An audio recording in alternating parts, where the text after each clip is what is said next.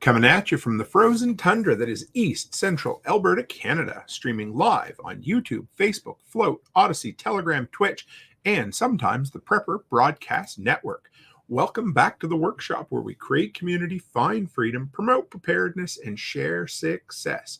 I am Toolman Tim, and today is October 23rd, 2022, and this is episode 191 of the Workshop Podcast.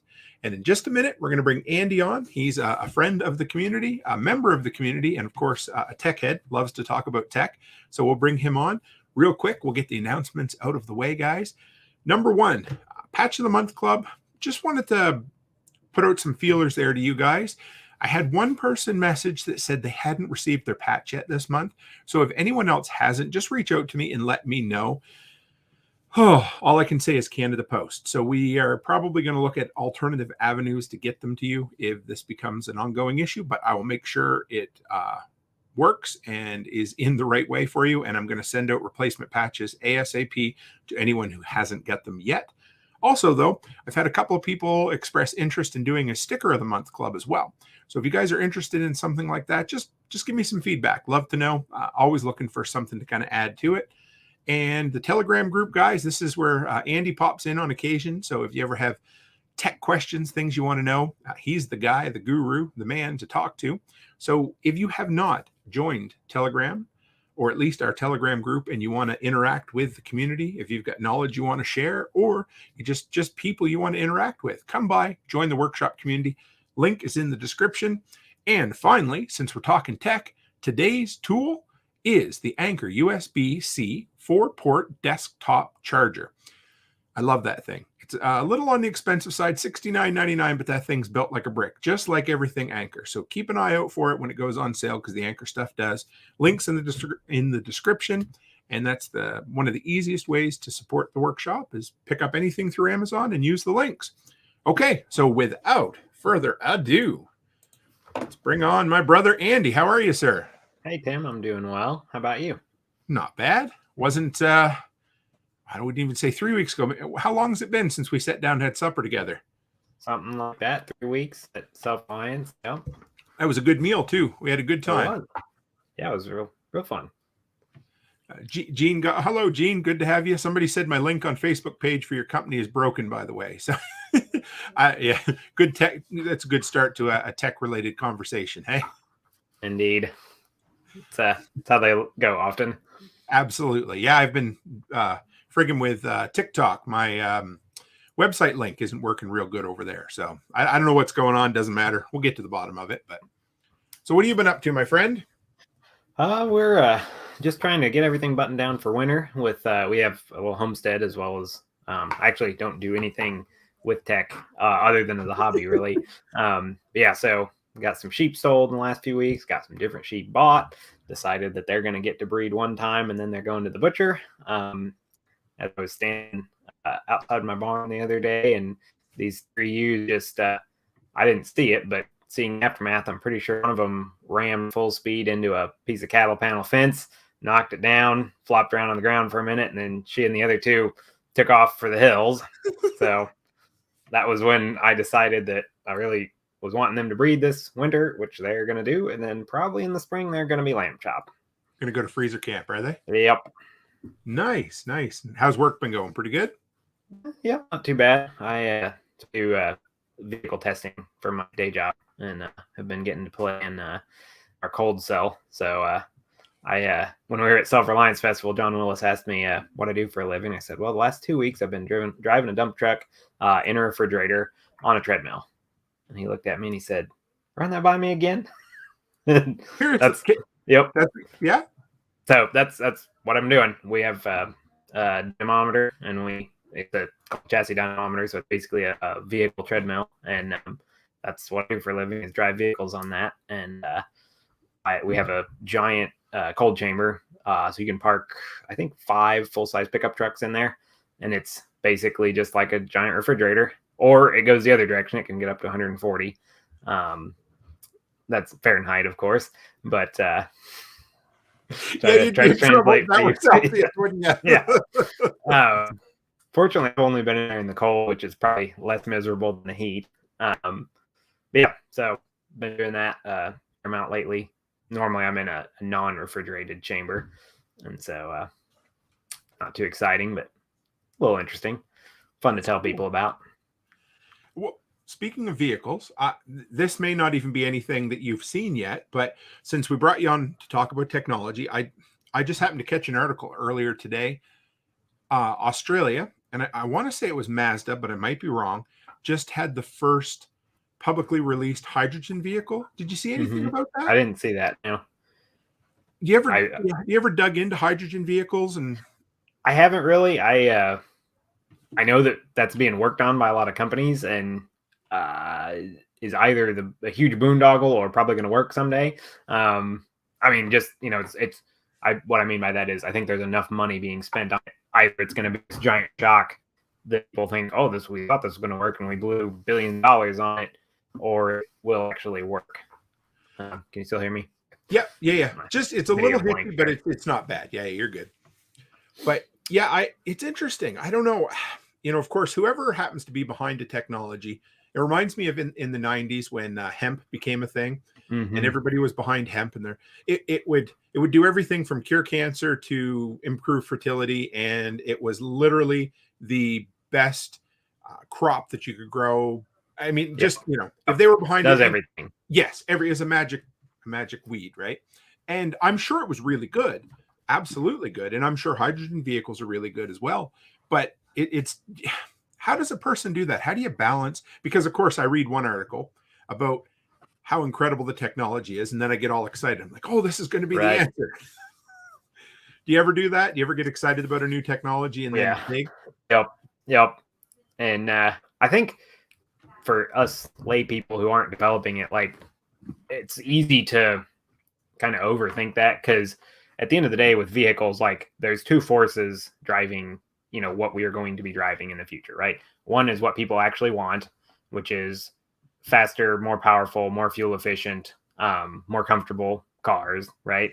And then the other is what regulation is pushing for, which they're all about, decarbonization and all that sort of thing right now.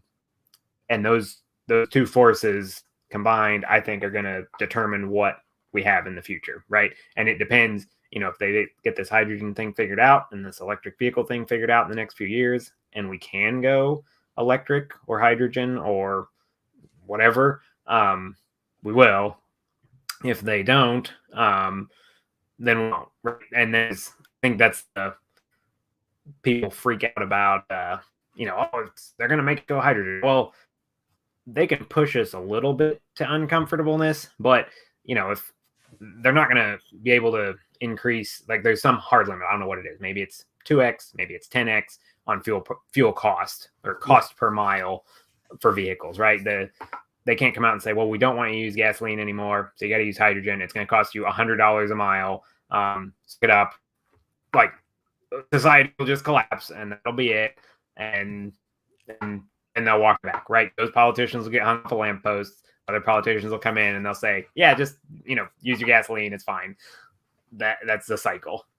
Absolutely. Yeah. No, you're right on the money with that. And, it's the whole positive and negative reinforcement, Yep. And if you do a little bit at a time over a long period of time, it's much more acceptable than if you start with charging 10 cents for a plastic bag, and then you say eventually we're not going to have plastic bags, and then they take them away, right?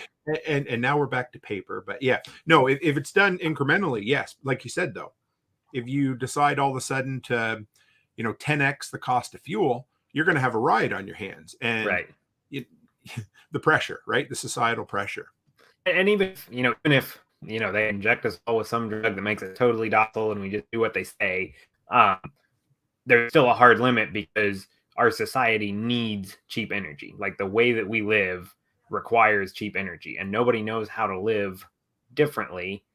I mean, really, in mass. And so if that cost went 10x, like, it would just, everything would collapse. And so it can't, or I mean, I don't want to say it can't, right? Something terrible could happen. All the pipelines could get broken.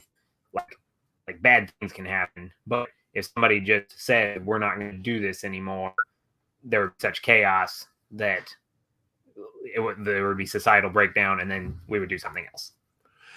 And this is something, and the reason I brought Andy on tonight, guys, is, and you'll probably see this will be a bit more of a conversation of him and I going back and forth, because when we sit down in person, this is the type of things we talk about as well.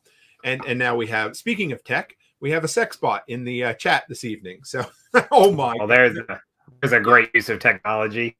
Oh, we're gonna put you in a timeout. We'll see what happens. There we go. So, yeah. Darn it, lost it that fast. That was good. Yeah. So we were as far as the technology and the different types of vehicles go, and government mandating each thing. I think recently with California and the doing away with small gas-powered engines. Yep. So when they encourage you to go a certain way, like you said, you can only do so much, because if you do too much, people fight back. And if you do too little, you don't get anything done. And I don't know. We had a very heated discussion the other night on Fireside Freedom about electric vehicles versus gas powered. I don't suppose you happen to catch any of that? No, that's okay. So I basically, I was the only one that, I don't even know if you, I don't want to say I'm pro electric vehicle, because I'm not. I live in gas country. Right. But I see that there's practicality in the new technologies as well. Do you know what I mean? Yeah, absolutely. Well, and I think those two forces that I was talking about, right? Like if I said, hey, Tim, I've got a new vehicle for you. It seats 13 people. It has an 8-foot bed on it. It will tow 40,000 pounds. It gets 100 miles a gallon, cost-wise. It's got 4-wheel drive, and it only costs $20,000. You want one? Well, heck yeah, right? It does everything. Oh, and it's got a 5-foot turning radius, right? It'll float in place and turn. Oh, by the way, it's electric hydrogen produced by, the Woketopia Corporation, everything we hate. Well, if you have technology, people are going to buy it, and other people are going to copy it, and it will work. If on the other hand, I say, hey, Tim, I got this thing and it's great for the environment, but it costs you, $1.50 a mile to drive it. Oh, and it's $100,000 up front. Oh, and you can't tow anything. Oh, and it seats 2. People, some people will buy that for virtue signaling, and maybe that works well for some people, but most people will refuse to buy that because it won't do what they want it to do. And I think especially in the liberty community, like the electric vehicle thing, it's so pushed by our ideological opponents, so to speak, that we assume that it must be a terrible idea that they're just trying to shove down our throats, which is possible, but also because they're doing that, and partly because, electric vehicles are cool, right? Like, there is significant benefits to an electric vehicle. There's significant downsides, but it's a balance. There are advantages to heavy-duty diesel pickup truck and disadvantages to heavy-duty diesel pickup truck. And I think a lot of people in our circles can kind of look past the actual benefits of the technology and have trouble with the idea that however this gets here, if they can actually make it work, it's going to be like the idea that they're trying to push would actually be good. Yes, I agree. And it's the baby, the old saying, don't throw the baby out with the bathwater. And that's what ends up happening. I just see spinning. No, I can hear you. Can you hear me okay? We might have. That's okay. I will. Yep, you're good, Andy. Keep come back when you're there. But for me, it's the throw the baby out with the bathwater. There can be good and there can be bad. And when it comes to, say, traditional technology, something like oh, there you are. You okay? Sorry. Yep, I'm adding plug into an Ethernet cable. I don't know if we'll get at least one step of technology out of the way. That's okay. Yeah. So we're just talking about, throwing the baby out with the bathwater. Right. And I get it. I totally do, because, for me, as soon as the government says something's a good idea, there's a big part of me who just all of a sudden goes, oh, the dander stands up in the back of my neck. Right. And I'm wrong. It's like everything 100%. But okay, I think technology can be amoral. The technology itself can be used for good or bad. It can be forced on you, or you can adapt to it.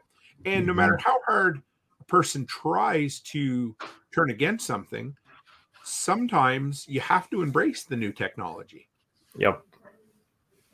Yeah, and that's where I think a lot of people in the liberty side of the world and the homesteading side of the world, I talked about this last time I was on, there's kind of this tendency, I think, to be a bit of a Luddite. And you be like, if I had to sum it up, like people kind of say, like, I look at the technology that's right in front of my nose right now, and I think, that's a little too much. I never want to go more than, 90% of what we have today. Well, things keep changing and hopefully improving, but at least changing. And so if you're always trying to be 10% behind where we are today, then you're just, you're getting drug along by your belt in this uncomfortable, bouncy way. If you would just acknowledge and say, hey, I was never going to have a smartphone. Well, now I love my iPhone. I was never going to get on Facebook. Well, I still don't like Facebook, but I love Telegram.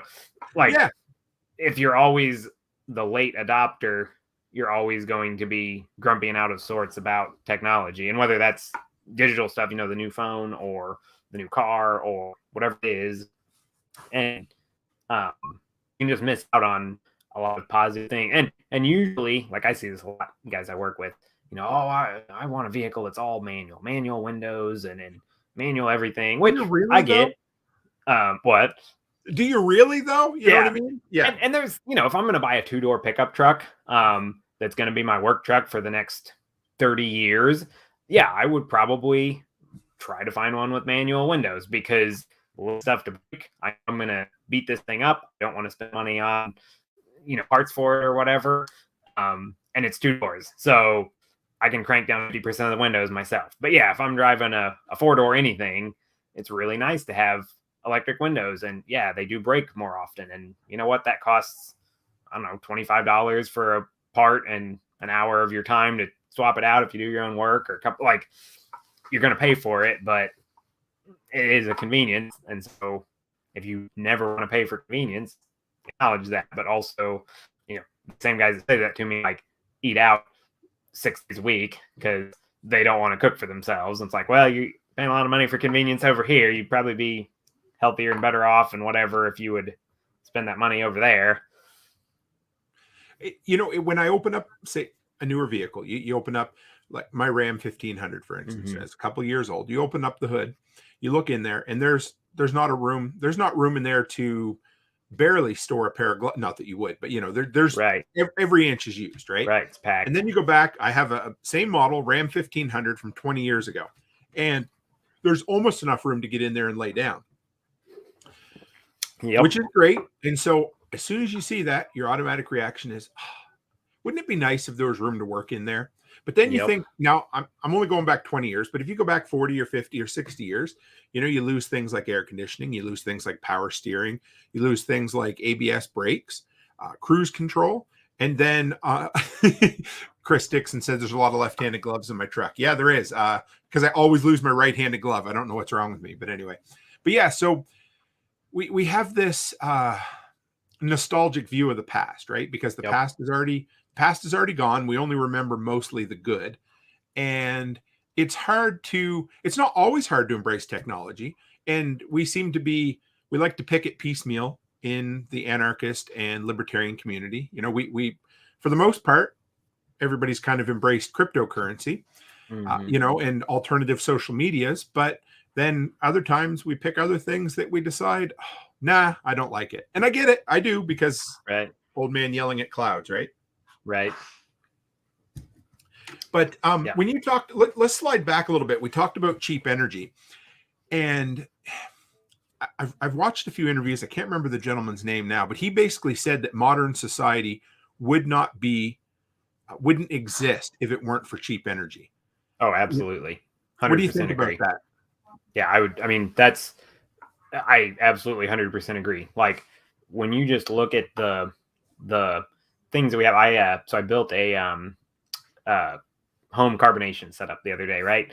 I don't know if you've ever messed with that, but I looked at it. Haven't done one, but I've looked a lot. Yeah. So I was going to, for like 2 years, buy a soda stream and then the kit to hook it up to my own CO2 bottle. And I'm cheap and I never wanted to spend the money on that. And so the other day I was like, I'm finally going to do this. And I was looking it up and I found a guy that's like, hey, you can actually just buy a regulator and a couple fittings that they use for carbonating beer kegs and just carbonate 2 liters. And I already had a CO2 bottle. I spent like $60 on all the hardware to be able to carbonate my own stuff. So I did that and I was looking that up. This was one of these like old blogs from like 2000 that's barely been updated.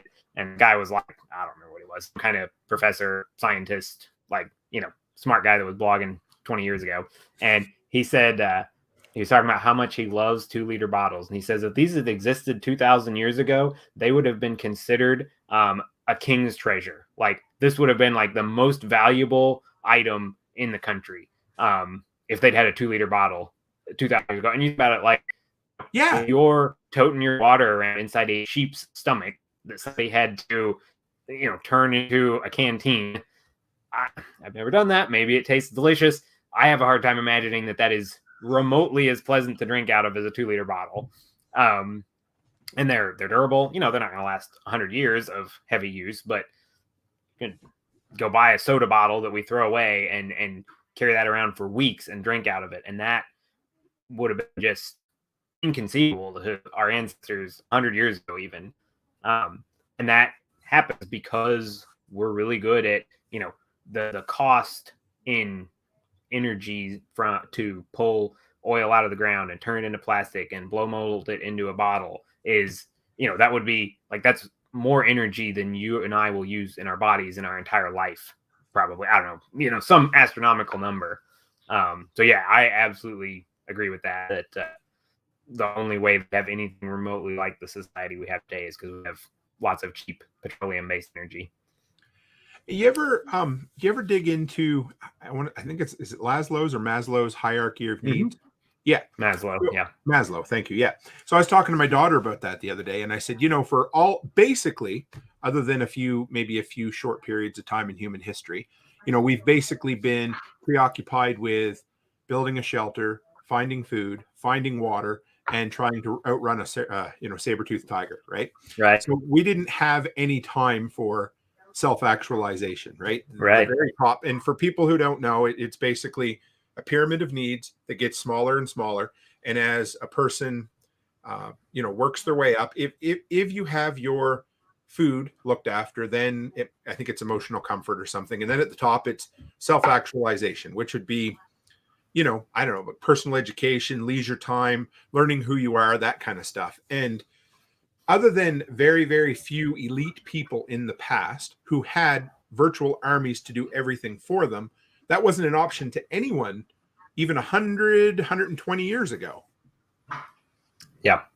And even then, I mean, if you went back to Julius Caesar or, any king of any country, Cleopatra, any of those people, the psychological desire for power, they might not trade places with you, but I guarantee any human being that lived before the 20th century or even well into the 20th century, if you could go back and say, hey, I'll swap you places and lifestyle, they would do it in a heartbeat. Like we Absolutely. live so much more comfortably today.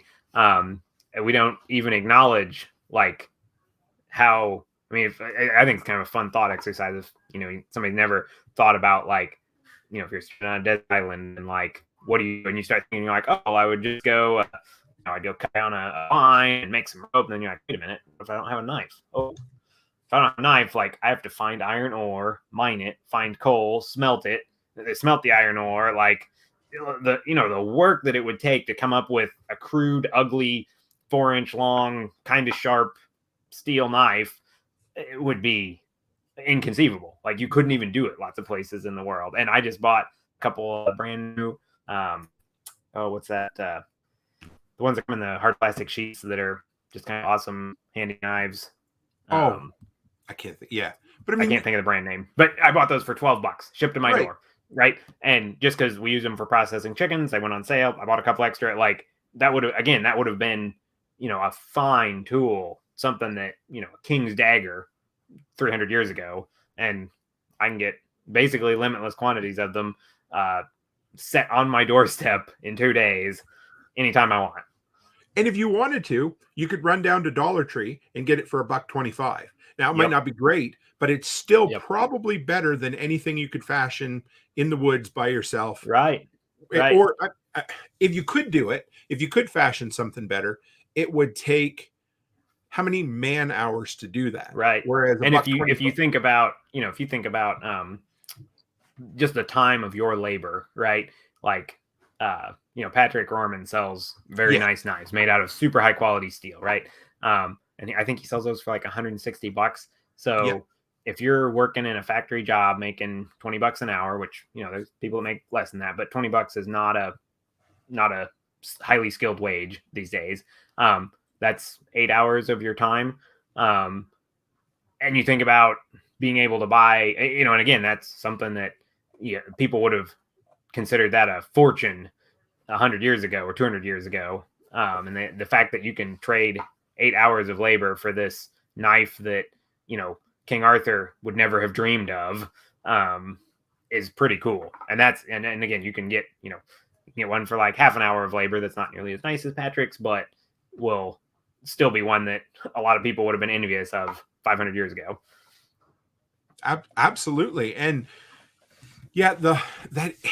so, I mean, I don't want to go too far down the capitalism rabbit hole, but I mean, cheap energy, modern, maybe not crony capitalism that we have right this minute, but then I sound like I kind of sound like a communism defender too, because, communism works, just not this version. Right. And I kind of say that a lot about capitalism, but that's neither here nor there. But yeah, I mean, the labor, like Chris right here, he said days, it would take days to fashion a decent cutting implement to do it.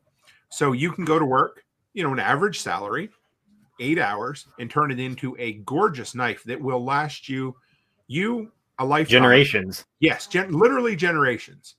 Right. And so let's take that concept and let's go a little bit further.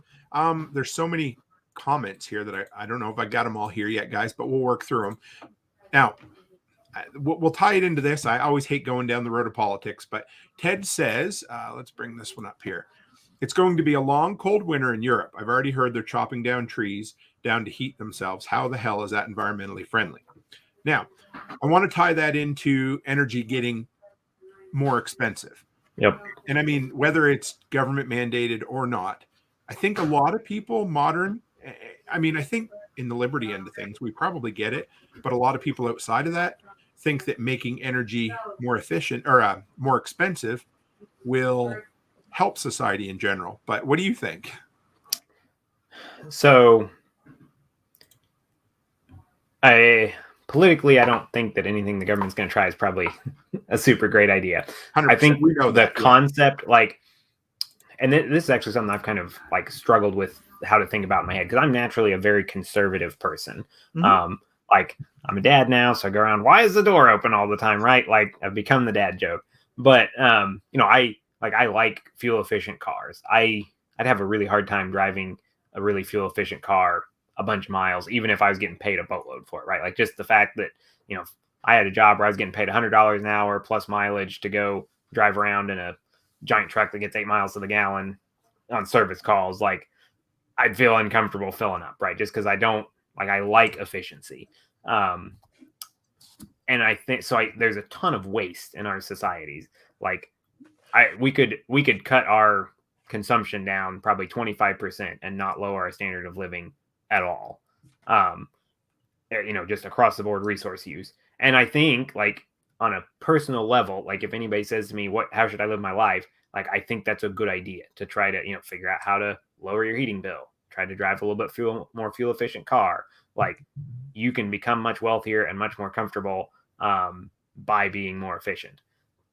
But then I look and see, I work for a big company and we just do this super resource inefficient stuff in order to save time, because human labor is insulation and clean the filters. Human labor is so valuable in our society, right? And so and that's good. We want our labor to be productive and useful. And so that leads to, if I'm paying you $50 an hour to work for me, and you're like, hey, I need to use an extra, 2 gallons of gasoline to save myself 30 minutes. Of course, $10 of gasoline or $8 of gasoline or $6 or whatever to save me $50. Duh, of course. And so I don't know how to balance that I think it would benefit us to use less energy, but there's this, are you familiar with Mr. Money Mustache? No. You gotta check him out. He's not libertarian at all. But okay. He kind of helped start the early retirement movement, if you're familiar with that. Yep. He was one of the first 2 guys to really talk about that. And he has a blog, has a good writing style. But he's super efficiency guy, and his kind of trademark is like punching people in the face about stuff, right? And so his whole shtick is, hey, you got thousands, tens of thousands, hundreds of thousands of people in the United States who have $100,000+ a year income and are broke and in debt and miserable, and they could be retired in like 10 years. Like if you just cut, because if you save 75% of your income, then you can never have to work again after 7 years. So, if you've got two people making $125,000 a year, young couple in tech jobs, which that's not an unreasonable position, right? You're making $250,000 a year. Yeah. You need to save, and granted, you're going to pay a fair amount of taxes, but to save 75%, you need to live off of, what would that be? Like 50 grand, yep. Right? Which is not a miserable lifestyle, right? So people live on less. I know, right. It's getting harder and harder every year, but people do, whether you want to admit it or not. So if if you're somebody in that situation, you can live off 50 grand for 7 years, then you can live off 50 grand for the inflation adjusted 50 grand for the rest of your life without ever working again, is kind of his whole shtick, right? Which is super helpful to think about, even for those of us that aren't rolling in $250,000 a year. But anyway, he's big on efficiency stuff, and he had an article, I don't know, a couple months ago where he was talking about, how he is overly sensitive to that, and he'll see people like idling their car, outside while they run into the house, and it's like nails on a chalkboard to him. And he's an engineer, so he's like, I did the math, right? If you do that, if you're doing that for an hour every day, that adds up. But if you do that for 10 minutes several times a week in the winter, you're talking about like $80 worth of gas all winter long, which I wish you wouldn't do it, but whatever. It's not actually doing anything bad. So I think that's the pull, is you have people that are really conservative. Yep. And they just are graded by inefficient use of resources or waste of resources. And then you have people who don't care at all. And a lot of times those people are really successful because they go out and they get stuff done. And I'm over here like, well, I've got five gallons of paint, and maybe if I scrape the bottom out of them and mix them together, I could save buying an extra quart of paint. And you're over like, well, I finished painting an hour ago and now I'm on to the next job. And it's true. I'd rather go out and work for an hour and make $100 or whatever it happens to be, than worry about.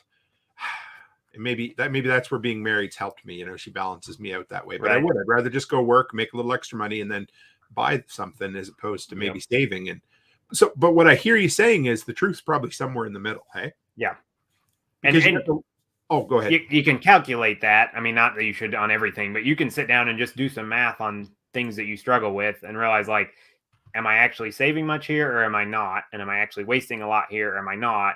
And I won't say I'm doing great at this, but I'm trying to retrain myself towards that better balance. And I think that's very doable. Absolutely. And there's the law of diminishing returns too. Something I used to do quite often. I don't do it. I haven't done it in a while, but I used to get on the phone, call all of our utility companies once a year, and I would talk to them and say, hey, like, where can we save? And if it was something that, for instance, when I was in the States the last little while, I had troubles with my data because they had me on this rolling plan that charged me, I can't remember. It was horrible. It was an exuberant amount of money. Every day I would run out of data. So then I'd call them back and then, we have this plan. So $15 a day or whatever it was, and you'll be covered. We'd tether your data afterwards. Okay. So then they cut it off again because Canadian, U.S., whatever. Right. So I called them a third time, and they're like, "Oh no, we have this Canada-U.S. plan." I'm like, "Oh, why didn't you tell me this the first?" Oh no. So I end up having unlimited data now through Canada and the US for $5 less a month than I was paying for it just in Canada. So, Yep. but on the other hand, I know people who will call and argue with their cable company for 3 hours to save 15 cents a month. Yep. And, I exaggerate a little bit, but again, there's like you said, I think there's that big 80% in the middle Right. that you can save quick. And then you can spend a lot of time on insignificant stuff that you could probably be out doing something else with it, right? Yeah. Like, perfect example. So my dad and my brother both do some work with rental houses. My dad's more on the cheap end. My brother's on your end of spend it and get the job done. Yeah. So my brother, I don't know, a year or two ago, bought a 18-inch paint roller. Oh wow! Have you used those? No, I've been. Well, yeah. This could be an expensive conversation for you. So my dad has this house. Somebody moved out. He's trying to turn it over. They kind of dink around, cutting in all the paint. They're going to paint the whole house.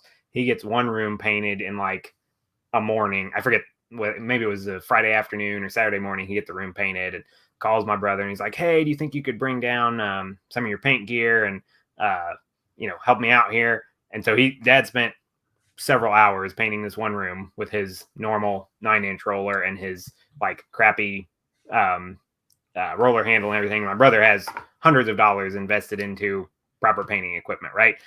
So he comes down with his 18-inch roller with his adjustable Purdy roller Beautiful. stick. Yep. He paints the rest of the house in like 58 minutes.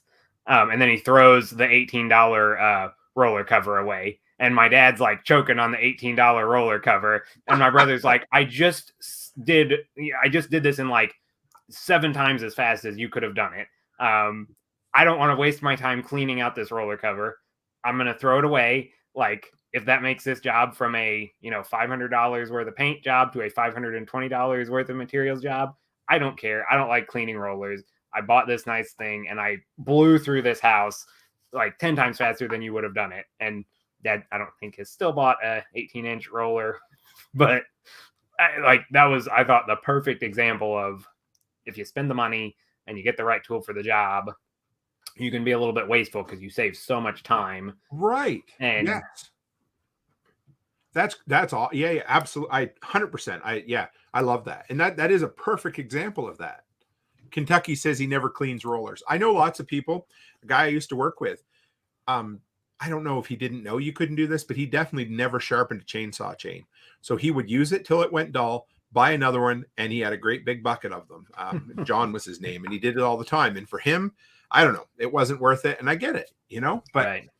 So let's gaze into our crystal ball then, since we were talking about, we came here to at least predict the future, or I don't know, just don't base your stock purchases on whatever Right. you're talking about. But let's call it BS about the future. Yeah, absolutely. It will be 100% right unless we're 100% wrong. So where do you see technology in general? And I mean, we can kind of try to tie it into, I don't know, voluntarist movement, libertarian, homesteading, all of that, but just day-to-day life. What do you think some of the trends are we see coming? So I think personally, like some of the big things that people talk about, right? Like a lot of changes with vehicles. I think that's pretty likely as far as fueling. Excuse me. I'm not convinced we're going to be able to go electric nearly as fast as the powers that be think we are because of the grid. I think we actually could do that. I think we could replace probably 80% of the cars on the road with current electric vehicles tomorrow, and everything would be fine as far as driving cycles and like people being content with their vehicles and whatever. I don't think the grid can handle it at this point, at least in the United States. So maybe I talked with an engineer at work who's pretty left leaning for a long time about this the other day, and we really just went around in circles and came to the conclusion that he thinks the people in charge are real competent and will do a good job, and I don't. And that was basically like we couldn't really move past that. But he's like, "Oh yeah, people are working on this electric thing." And I was like, "Well, when you say that, do you mean like there are specific people who have names and $1 trillion budgets and are making plans right now? Or do you mean some people realize this is a problem and hopefully somebody important will fix it? Like what I never did get a clear answer of what, because I don't know. I mean, I'm not super deep into that. So maybe there are more people with more money thinking about that than I know about. But anyway, I think that's and again, like we were talking about earlier, if it goes that way, I think it'll be fine. If it doesn't, I think it'll be fine. And then AI, I feel like, is the other big thing that people kind of get all woo-woo about. And they've been saying we're going to have artificial intelligence anytime for a long time now. I don't know. Like, I'm not worried about artificial intelligence because I don't think we can create a machine soul. Like, that's just kind of my religious beliefs about that. So I'm not worried about some, the singularity in a super intelligent AI that takes over the world or any of that stuff. But even just the improving general purpose, I think everybody looks at the idea of a sentient robot basically and thinks that we're weeks away from that, right? We're probably a lot longer from that than we think we are. But then the other end of that, like more machine learning and more integration of that, I think is probably I'm certain is progressing way faster than most of us think about and give credit. And just the visual recognition stuff. Yes. I was talking to a friend this morning after church, and he was saying he works for a big national tool rental company, and they just are in this big kerfuffle internally because they put in they updated their cameras that are inside their vehicles watching their drivers, and there's a machine learning algorithm that can tell when you pick your phone up. And so it's flagging people because they're not supposed to have their phones in their hand. So it's flagging their employees for picking up their phones while they're driving. And that's tied in from the way he was saying. I think like they've also got out-facing cameras so they can see what's going on in traffic. And all this is getting recorded. And so, they just rolled this out without telling anybody. And now like half the company's facing write-ups or whatever for violating the policy. But, stuff like that is, when you stop and think about it, like, I mean, that's probably not a cheap camera on a truck like that, but $200 on the top side, probably, that they're spending on a camera to watch their employees, and some, probably fair amount, but some subscription to a service monthly, and they're able to have a camera that can tell when people pick their phone up. Like, right. Stuff like that, I think is just going to keep growing and growing and going on. And it's happening right before our eyes. And so I think those little things, marginal improvements, are going to make a huge change as far as AI.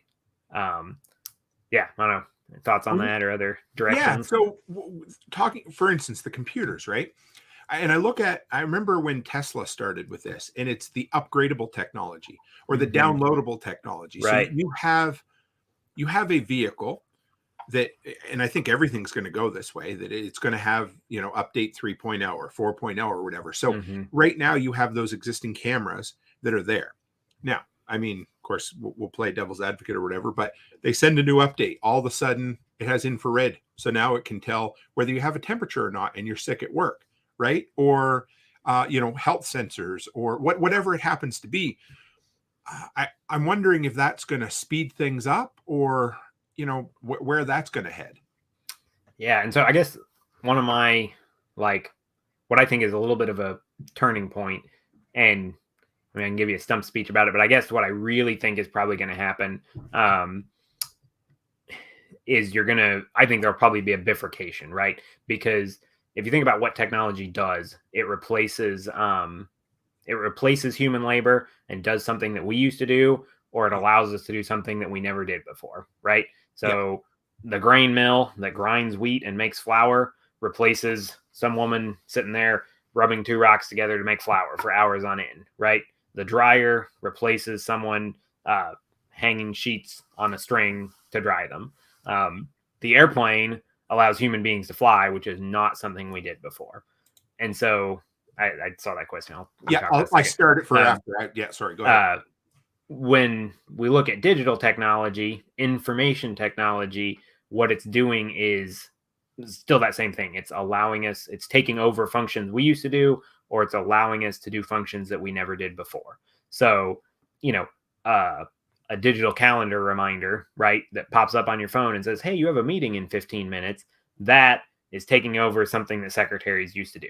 Used to be you'd have a secretary that would pop in, hey, boss, you got a meeting in 15 minutes. Now his phone just dings. Really high quality 4K video is something that didn't exist 100 years ago, right? That's a new thing. And so I think the direction is we'll just continue having machines that will do work for us, and at a slower rate, like that will happen quicker, and at a slower rate, they will allow us to do things that have never been done before, like talk from the United States to Canada over video. Fair. Yeah, I see where you're getting at. Whereas, the new I don't know what you want to call it, but completely new innovations may come a little bit slower, but the marginal improvements will actually happen faster. Well, and not even marginal and new innovations, but like there's a difference between, so cars today are safer than they were now, or were 20 years ago or 40 years ago. So it's safer to drive faster. So more people drive 90 miles an hour on the road than they used to, because they feel safer. They are safer. Their cars don't bounce around as much, etc. And we can keep improving that, which is marginal. I guess that's not the greatest example. But then if we were to, go to hovercraft, that's a completely new thing that's not been done before. And so we also might come up with some new tire technology that's never been done before, but it doesn't allow us to do a thing that we didn't used to do. Or when the internet was invented and people started communicating with video over the internet, like that was a new thing, not a improvement. Whereas just text messaging is basically just an improvement over letter writing. Right. Yeah. So, yeah. I was always a big fan of Marshall McLuhan, and this was something that he talked about a fair bit. And his whole concept was, when humanity learned to fire a gun, they forgot how to shoot a bow and arrow. Yep. So the further down the rung, well, no, I don't want to say ladder, but the further down the road we go with technology, if the plug was ever pulled, or if there was a huge, backwards migration in technology somehow, I think we'd have a hell of a time adapting. Sorry. Oh yeah, absolutely. And that, we're into prepping, so I've had this conversation. Oh, it's going to be Tiatuaki and the EMPs and blah blah blah. Yeah. It's like, well, that could happen. Millions, probably billions of people will die. If I make it, like, I've got some books on how to do stuff. I know how to process animals. Like, I can imagine living that way. But I guess the thing with that too, though, is the idea of sticky technology. So, if a giant EMP goes off, all of North America is lights out, grid's gone, computers are dead, right? We will still have all the physical stuff we have. Yes. So, I guarantee, like, I live out in the country. Guy next door to me is a big motorhead. He's got old classic cars. I'm a mechanic. I've got a bunch of crap. Like, in that scenario, I'm not sure that we would, but I'm sure that the people that I know that I could get to their houses on foot, we could come up with a running gasoline vehicle in 6 months, probably off of crap we have piled around, right? We'd figure out how to bypass the electronics. I'm sure my neighbor's got carburetors somewhere, carbureted vehicles. Like, we could make that work without electronics. We'd still have all of our knives. We'd still have, our bicycles would still work. Our insulated houses would still stay decently warm. Like, all the physical stuff is not going to go away. Even if there's a backwards migration. And I don't think that sort of like, end of the world scenario is very likely. But me either. I get it. Yeah. I think that's, and it's the same thing with, the idea that like you learn to fire a gun and you forget to fire a bow, or forget how to fire a bow. I feel like there's kind of a ratchet effect of certain things become more and more reliable over time. So like, 50, 60 years ago, it was not uncommon for the average car owner to have to work on their car to keep it moving down the road. Right. Like if you wanted to own a car, or a tractor maybe is a better example, right? You're farming in 1950. Your neighbor says, hey, you ought to get one of these, 8-in tractors. They're They're fantastic. You need one. Well, I don't know. They look finicky, and I have to learn how to adjust points and a carburetor, and keep all that grease stuff on hand, and extra gasoline and engine oil, and I got a horse and I got a moldboard plow that he can pull, and I know how to feed my horse and all that. Well, today, the idea that a farmer wouldn't be able to work on a tractor is ludicrous because they grow up doing that, right? Right. And tractors are hundreds of times more reliable overall. Like Yes. they might you're not right. run, but you have far less points to work, or far less points that are going to need regular maintenance and work than they did 50 years ago. And so the tractor has basically ratcheted up to where it's a very trustworthy technology. And now maybe we're throwing GPS on them, and maybe that's flaky, but because the underlying tractor technology is so reliable, and the farmer knows how to drive, if his GPS autopilot fails, like he just unplugs it and drives the tractor. And so I think that's a huge thing that people forget when they complain about new technologies is, the cutting edge stuff is going to always be cutting edge and kind of unreliable. But then the stuff that was cutting edge 20 years ago is now super reliable and never breaks and just totally integrated in our lives and unlikely to ever go away, barring some, world-ending catastrophe. I use the microwave for an example. My parents, I was in grade 1, so that would have been 1987. They bought a used microwave. The thing it took 2 guys to carry it. They bought a used microwave from a police officer in our town, and they paid like $300 or $400 for it in 1987, I think. Yeah, 1987. Yeah. You can buy a microwave now for $59, $69 that does everything that did that, my 4-year-old nephew could carry, Right. And inflation adjusted, that's like 10% of what it was for the used one. Yeah. And do you ever look at you're talking about, the older ones and people, so the simpler technologies, and I do, and there's a big part of that, but I think there's survivorship bias as well in there, because you look at, like, I look at my grandmother who babied most of her appliances and they lasted 40 or 50 years, and that's true, but what we don't see is the thousands upon thousands upon thousands of old appliances that went to the landfill. We only focus on the ones that are still there because they're still there, right? Yeah. And some of that too is a design choice, because our materials and our design processes are so much better and so much better understood today than in the past that, planned obsolescence is a thing. Absolutely. It is. Yeah. Honestly, like, for everybody that gripes about, for every person that gripes about, I wish I could buy this and it'd last the rest of my life, there are 10 or 20 people that don't want something that will last the rest of their life. Like, they want to get a new refrigerator so that it will be stylish. They want to get a black microwave when they remodel their kitchen in 10 years. And I don't think that's an entirely bad thing. Like, I like to freshen things up too. And so manufacturers are intentionally making things to meet what the customers want. Plus, I do think that there's something to the idea that they plan in obsolescence so that it will break and you'll have to buy a new one, right? But that's 100% a design choice. We could build much more reliable stuff if there was any demand for it, but there isn't, because it would be more expensive, and nobody wants to pay for that, right? Like, a few people do, and in our community it's a lot of people, right? Like, if I said, hey, would you buy a $4,000 refrigerator if it had a 40-year total replacement warranty on it, because they expect it to last that long with no improvement? I bet dozens of people in this group would be. Now, how many to actually fork over the $4,000? I don't know. But a lot of us would say, yeah, I want one of those. But, if you go out and ask the general public that, and they'd be like, well, so is it upgradable so that it'll look different? And, it could be. But if it's not, like, well, what if in 10 years they invent, an auto shopping refrigerator that can order milk for me? Like, I'm going to want one of those. And again, that is kind of a design choice. Like, we could build things to be more upgradable and repairable. But that makes them bulkier. That makes them less sleek. Like, these are all trade-offs that we make as a society.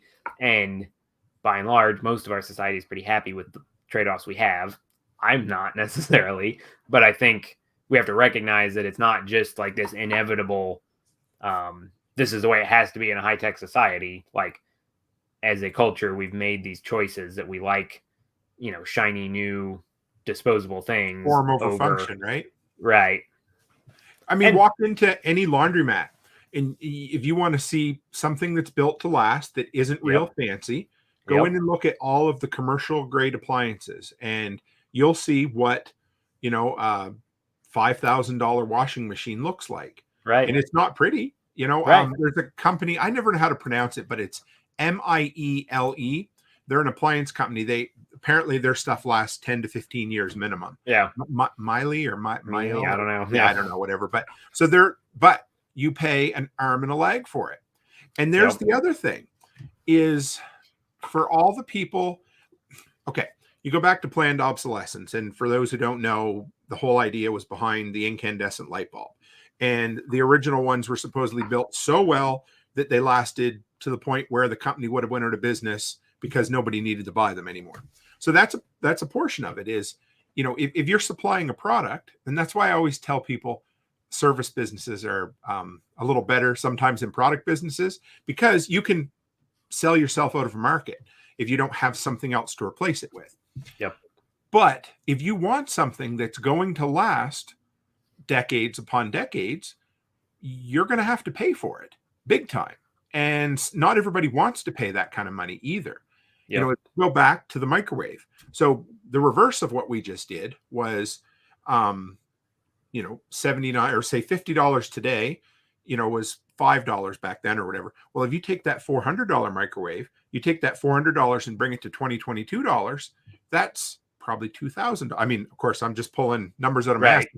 You get the idea, right? So you're going to pay for something like that. And the odds are that you can buy a $1,500 microwave that will last longer than the $79 microwave, right? Like that option's probably out there, and most people don't seek it out because they'd rather buy the $79 microwave and throw it away and replace it in a couple years. And that's where, like we were talking earlier about, reducing energy use. Like, I think that's where we all have to kind of take a hard look at what we really think. Like, is that seems wasteful? Is that a terrible way? And is there just maybe our focus should be more on recycling and reuse and trying to make things modular. So when this breaks, it can go to a recycling factory, be pulled apart by robots, and reuse, right? We're going to just reuse the chassis because we have a process to blast the paint off and repaint it, and we don't have to smelt all that steel again and stamp out more steel. We can easily recycle panels, and we'll focus on just like sort of modular things. Like, actually, speaking of appliances, I saw a very expensive refrigerator a couple months ago that had like a glass front. So it was a steel chassis, of course, but then the doors had glass panels on the front, but they were removable. And their spiel for it was that you could change colors. So you could actually like pull all these glass panels off and go from, like a glossy white to a frosted blue or whatever and refresh it. And it looked nice. Like, I really liked the way it looked. It was like $3,500, which of course I'm not going to spend that on a refrigerator when I can buy one for $250 used, which is what I do. But, if we had more of that mentality of like, we're gonna, and refrigerators are a good example, right? Like 98% of refrigerators are like 3 sizes, right? They're very, very similar. So you could theoretically reuse pieces off of those pretty easily because they're all designed to fit in the same size hole. Things like cars, that's a lot less common because every manufacturer makes this a little different and that a little different every year to try to get people to buy more cars. I know, and everybody knows us, so we're not here praising the government or, we're just, having a conversation down this road. But I know in the European Union, they have a legislature on end of life or full life of products, so that they need to be built to an extent to be, disassembled, turned into something or whatever. There has to be an end of life plan for all their products. Now, of course, I think the government should stay the hell out of all of that stuff. but that the sentiment of that is not a bad thing. You Right. know, now, and to tie it into what Chris Dixon says, how much stuff is actually recycled? Now, there's the problem. Therein lies the catch, right? Yep. Is maybe, and if we focused on, because things like metal, things like glass are infinitely recyclable, but unfortunately, things like paper aren't. You take paper, and somebody can shoot me here if I'm absolutely wrong, but from what I understand, if you take paper and cardboard and recycle it, what you get is things like drink trays. You know, those kind of are egg cartons, right? Which is cool, but it loses its the law of diminishing returns. The more you go down that road, the less practical that is at the end. But then if you want to build something that is infinitely recyclable, you're going to need to use more raw materials up front. So who wins, who loses? Where do you go with that? And this is another way where I think technology can help. Like, I think there are a lot of, one thing that often gets missed in our circles is the ways that information technology can sort of like take us, we're going this way and all the libertarians want to go, way off, totally different direction. And that's just not going to happen. But we might actually be able to veer a little that way. And so one of the reasons that recycling is so actually uncommon, right, is because it is a fairly high labor, my understanding, it's a fairly high labor thing to sort stuff and clean stuff and identify like, oh, this jug has milk in it still, but that one is dry, so this one can be melted down, but that has to be treated differently. And so I think it's very possible that robots could take that over, whether that's, cameras watching and just being able to filter out goods on a line, right, a conveyor belt, or actual robots picking it up and moving it. And so if we can find something that right now we have to pay people $8 an hour to recycle, and the only people that do it is to actually do the physical recycling, the only people that do it is governments because they're actually losing money paying that wage. Well, maybe if we can get to where you can have a robot that does it for really cheap, then it actually becomes cost effective and we actually start recycling more.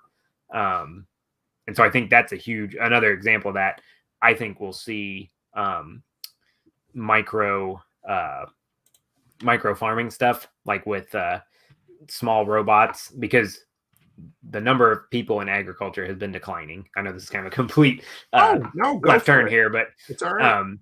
The number of human beings involved in agriculture has been plummeting for 100 years. Yes.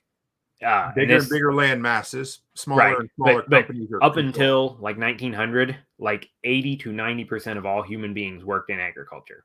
Right. Which, like, so all the priests, all the kings, all the soldiers, all the merchants, all the blacksmiths, all those people were drawn out of 10 or 20% of the society, or at least, a lot of people were doing two things, but you had this enormous amount of human energy dedicated towards agriculture. And with mechanization, we've got that to where in the U.S. it's 2% of human population is doing agriculture, which frees up millions of people to do other things. Some of them do useful stuff, some of them don't. Yes. So that's a different problem. But we're having the whole, and you can read about this, right? There's the average age of farmers in the U.S. is like 60 something. And I think some of those statistics are sort of made up and misleading, but there's definitely like not boatloads of people wanting to go into agriculture.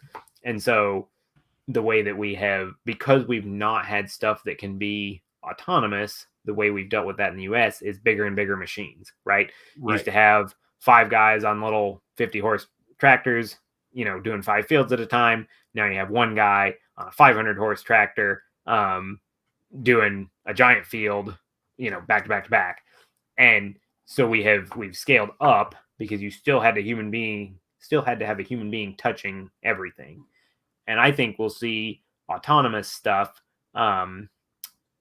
become more common, to where I don't know if this will happen because I don't think there's a lot of pressure for it, and I don't think farmers would like it, just on the face of it. But if you get to where instead of having a 500 horse tractor that you go spray your fields with, you have 500 little robots, and they run around and they just inject chemicals into every plant, right? And I've they just heard, run, yeah, they run which 24 sounds hours a day. They friggin' come back to a crazy. solar station with batteries. And so the job of being a farmer, a conventional ag farmer, moves much more towards being a robot technician than being an actual farmer, right? Or, now instead of one guy farming, I don't know what an average, like what the actual, skilled farmer to land ratios, but it's probably 500 to 1,000 acres per skilled farmer now. Instead of that, you get to where one skilled farmer manages 20,000 acres and he spends his whole day driving around, looking at the soil, looking at the plants, pulling out his iPad and saying, oh, hey, send, field team B needs to up their nitrogen dose 38% on, plot 7, that sort of thing. And then he's got another group of guys working for him. They're just robot technicians or, manual laborers moving chemicals around and moving parts in and out, which those jobs are more appealing to a lot of people than farming, right? Baling hay or whatever. Especially in our modern society. Yes. Right. Yeah. Today.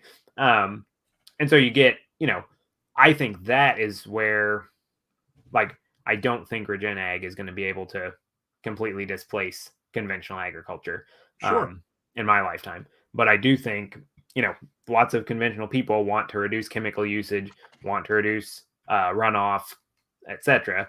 And so if somebody comes out and starts managing that way, and maybe Bill Gates does this with all the farmland he's bought up because he's a tech guy. Quiet, Andy. You're not supposed to say anything good about Nick. Stop it. Yeah. But, and maybe that bombs, but then if those companies get kickstarted, maybe that becomes a thing that can happen.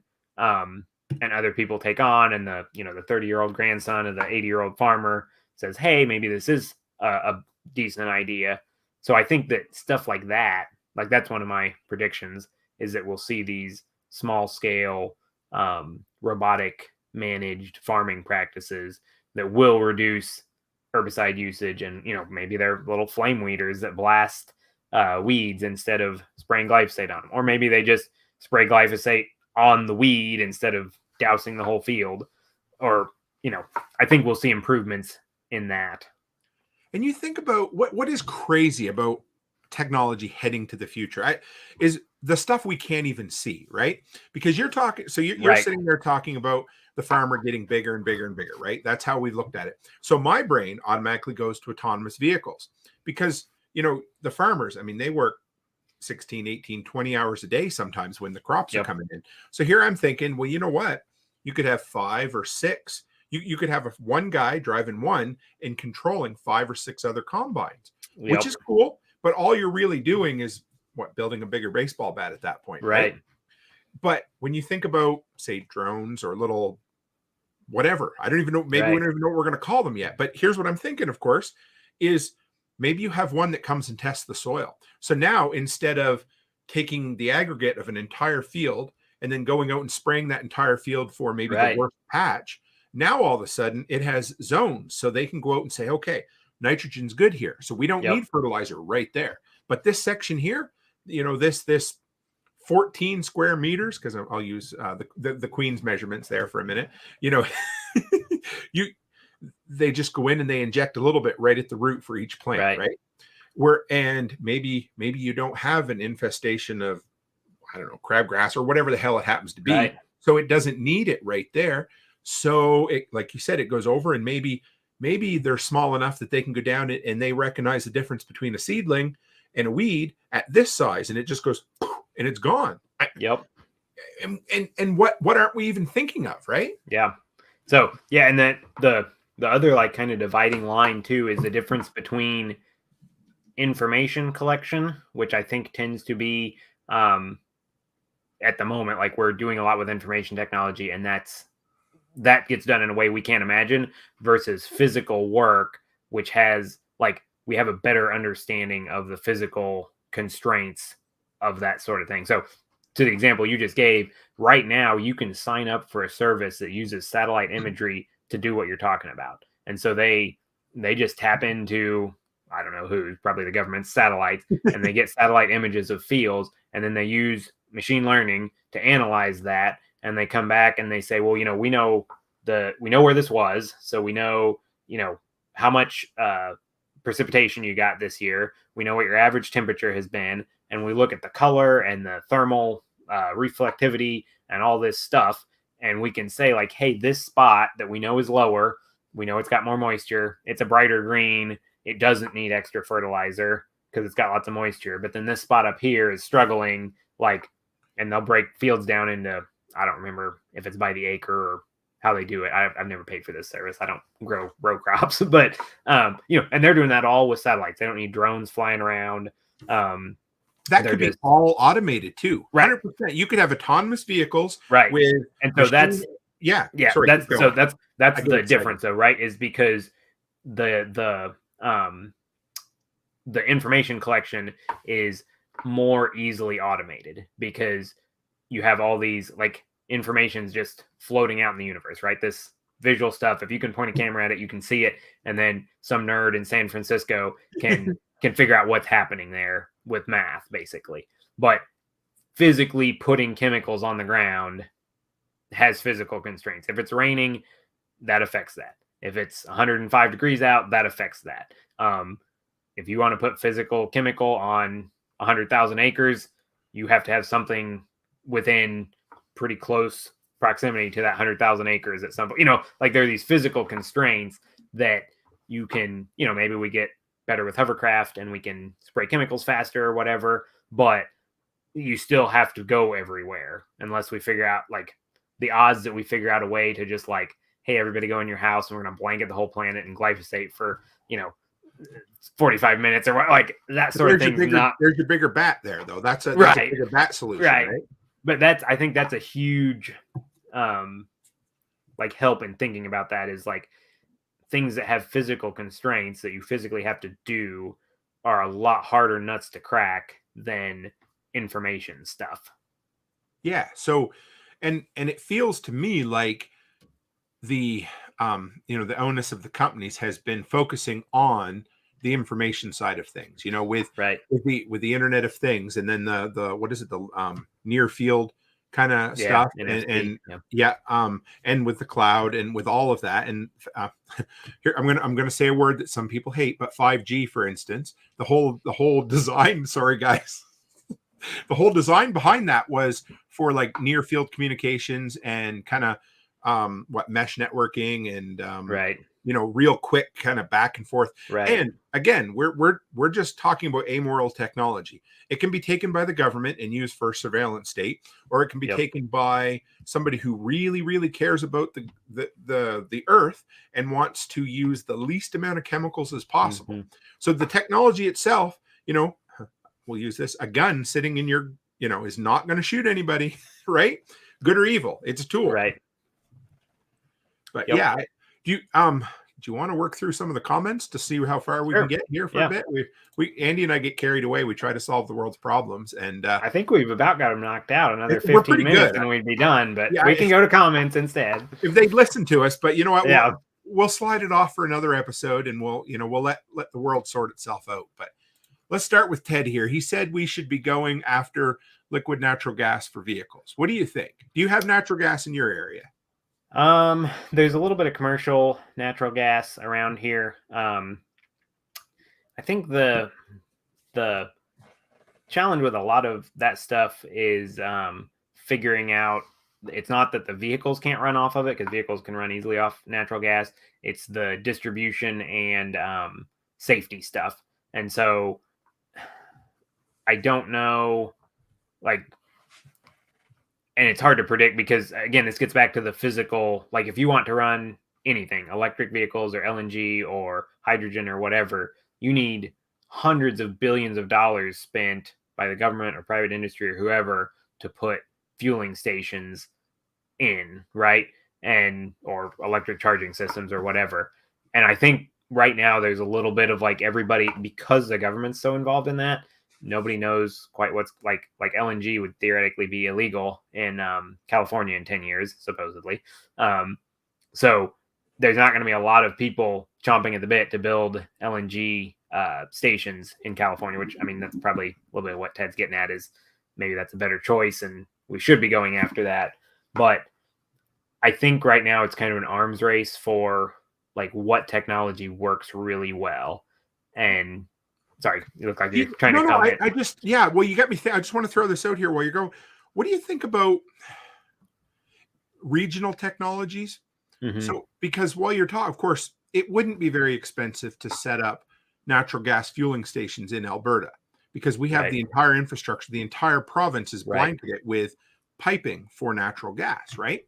Now, solar sucks. I mean, no, I don't want to say it doesn't. We have a lot of sun here, but we have cold Right. weather, right? But if you go to somewhere like Nevada or California, you may have a much quicker, easier time getting full adoption of electric vehicles because you Mm-hmm. have that, right?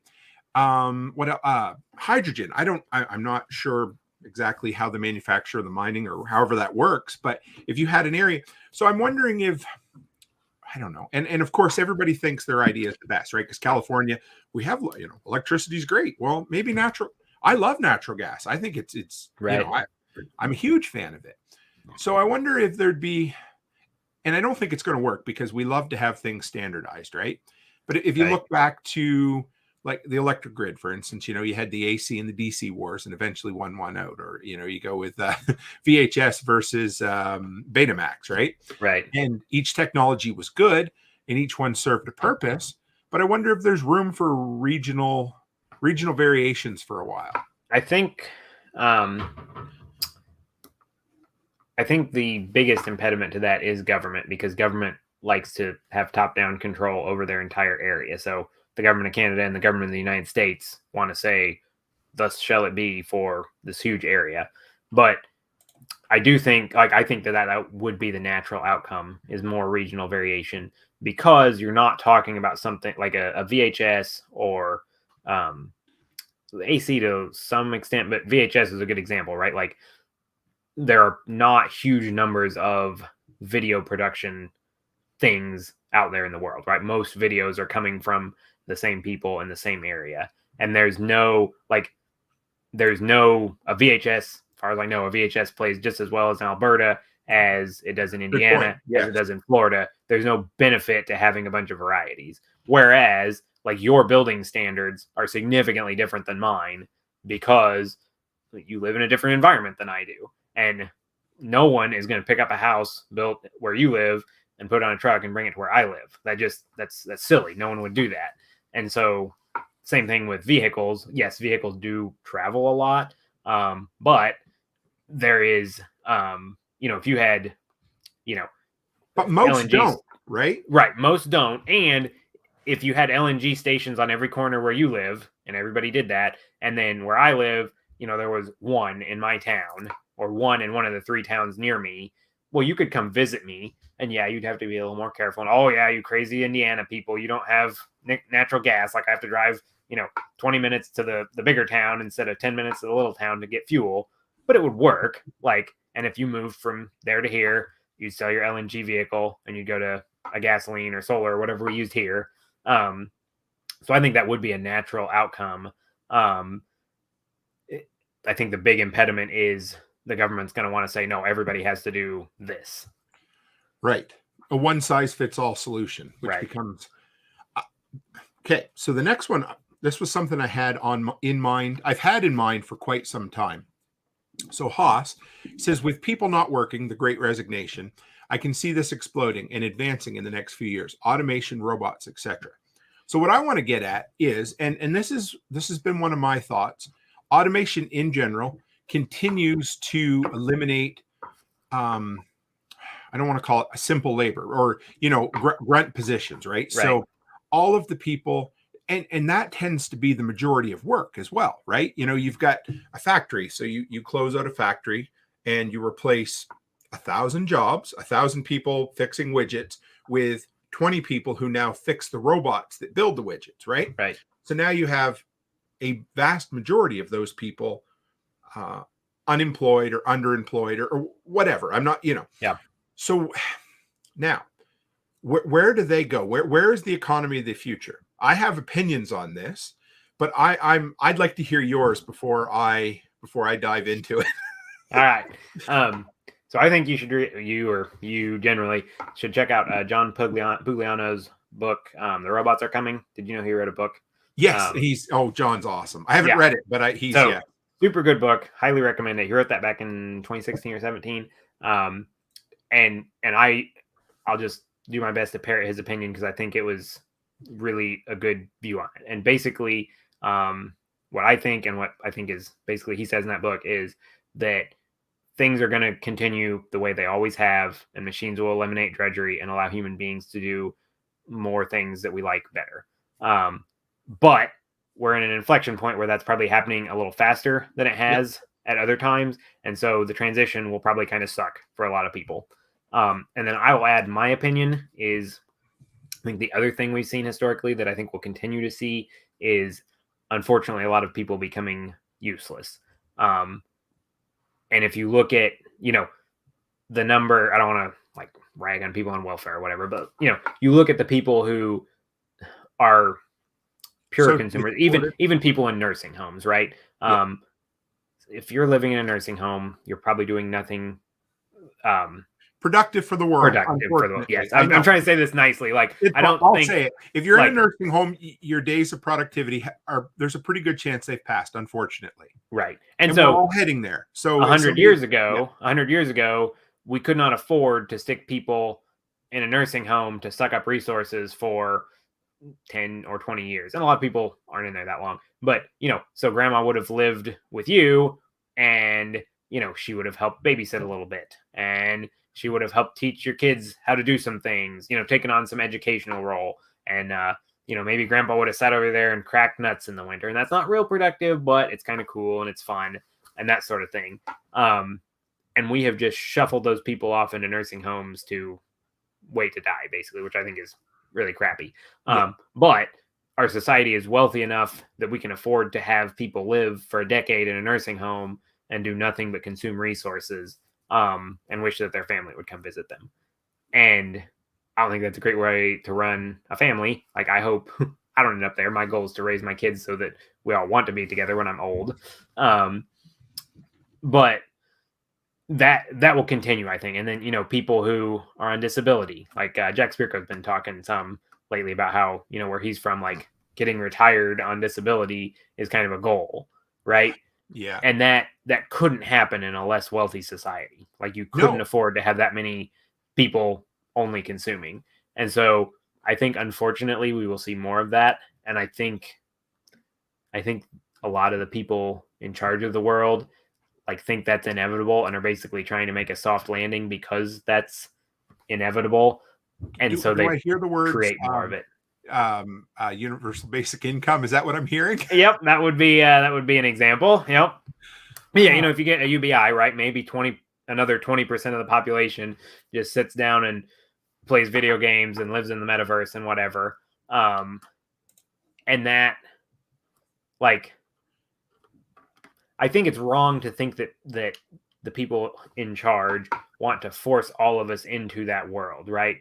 I think that they... Sorry, I had to share that. I'm not going to read it out. Well, yeah, I am. Ted McDonald says great grandma would have been smothered by a pillow. So if anybody would like to cancel anyone this evening, you can find Ted, on the right coast, not the left. There you go. I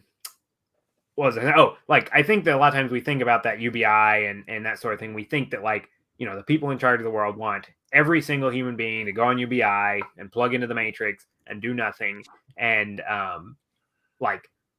everything be run by robots. And maybe there are some people that want that. I think it's probably more accurate that they think, because people have thought this for a long time, powerful people that are in charge of things have thought we're going to be too productive and there just won't be anything for people to do.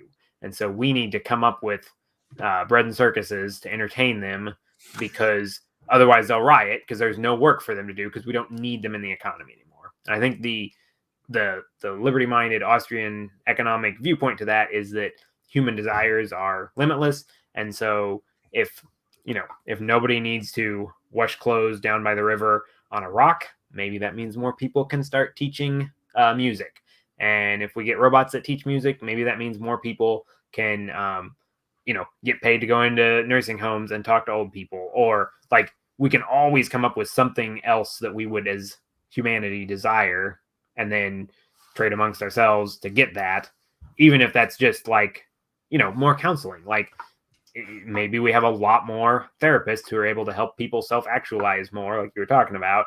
And we think, oh, that's kind of wishy-washy and leftist and whatever. But that's, having you help people figure out what they want to do with their lives, right? Right. Like there's a lot more people doing that today through podcasts or whatever than there were 30 years ago, partly because society's wealthier and we can do more of it with robots, right? You don't need $100,000 in a year in production staff to do this. You can do it with probably $2,000 worth of equipment. You can make a top quality broadcast where you'd had to hire 5 or 6 people 20 years ago to do this for you.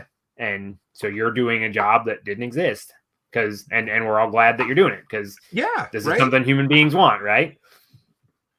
And so, we were, you brought it up. You read my mind. I can't disagree.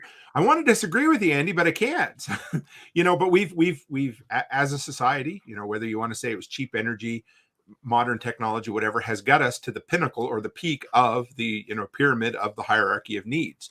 Right. To the point where Ted McDonald says folks are going to make themselves obsolete. So where I see it going, I think, because when you break down an economy is at its barest bones is value for value exchange. So if I go and see you in, way back and you have a really nice brontosaurus bone that makes really good soup stock, and I have a really good rock that would make a really good wheel, we might exchange, right?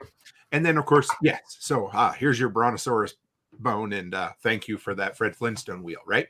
So then you move further and further and further along, and now we're at the point where I think, the last 2-3 years has maybe exacerbated it a little bit, sped things up, but people realized, holy shit, I really enjoy having more free time. So they invest in themselves or whatever it happens to be. And maybe I'm a little bit biased here, but I think maybe we're heading into a bit of a creative community or a creative economy, because so many people will have, number one, they don't have a job necessarily, so they need to do something with their free time. And yes, there will always be the Doritos munching, Mountain Dew guzzling, VR headset wearing, whatever, right?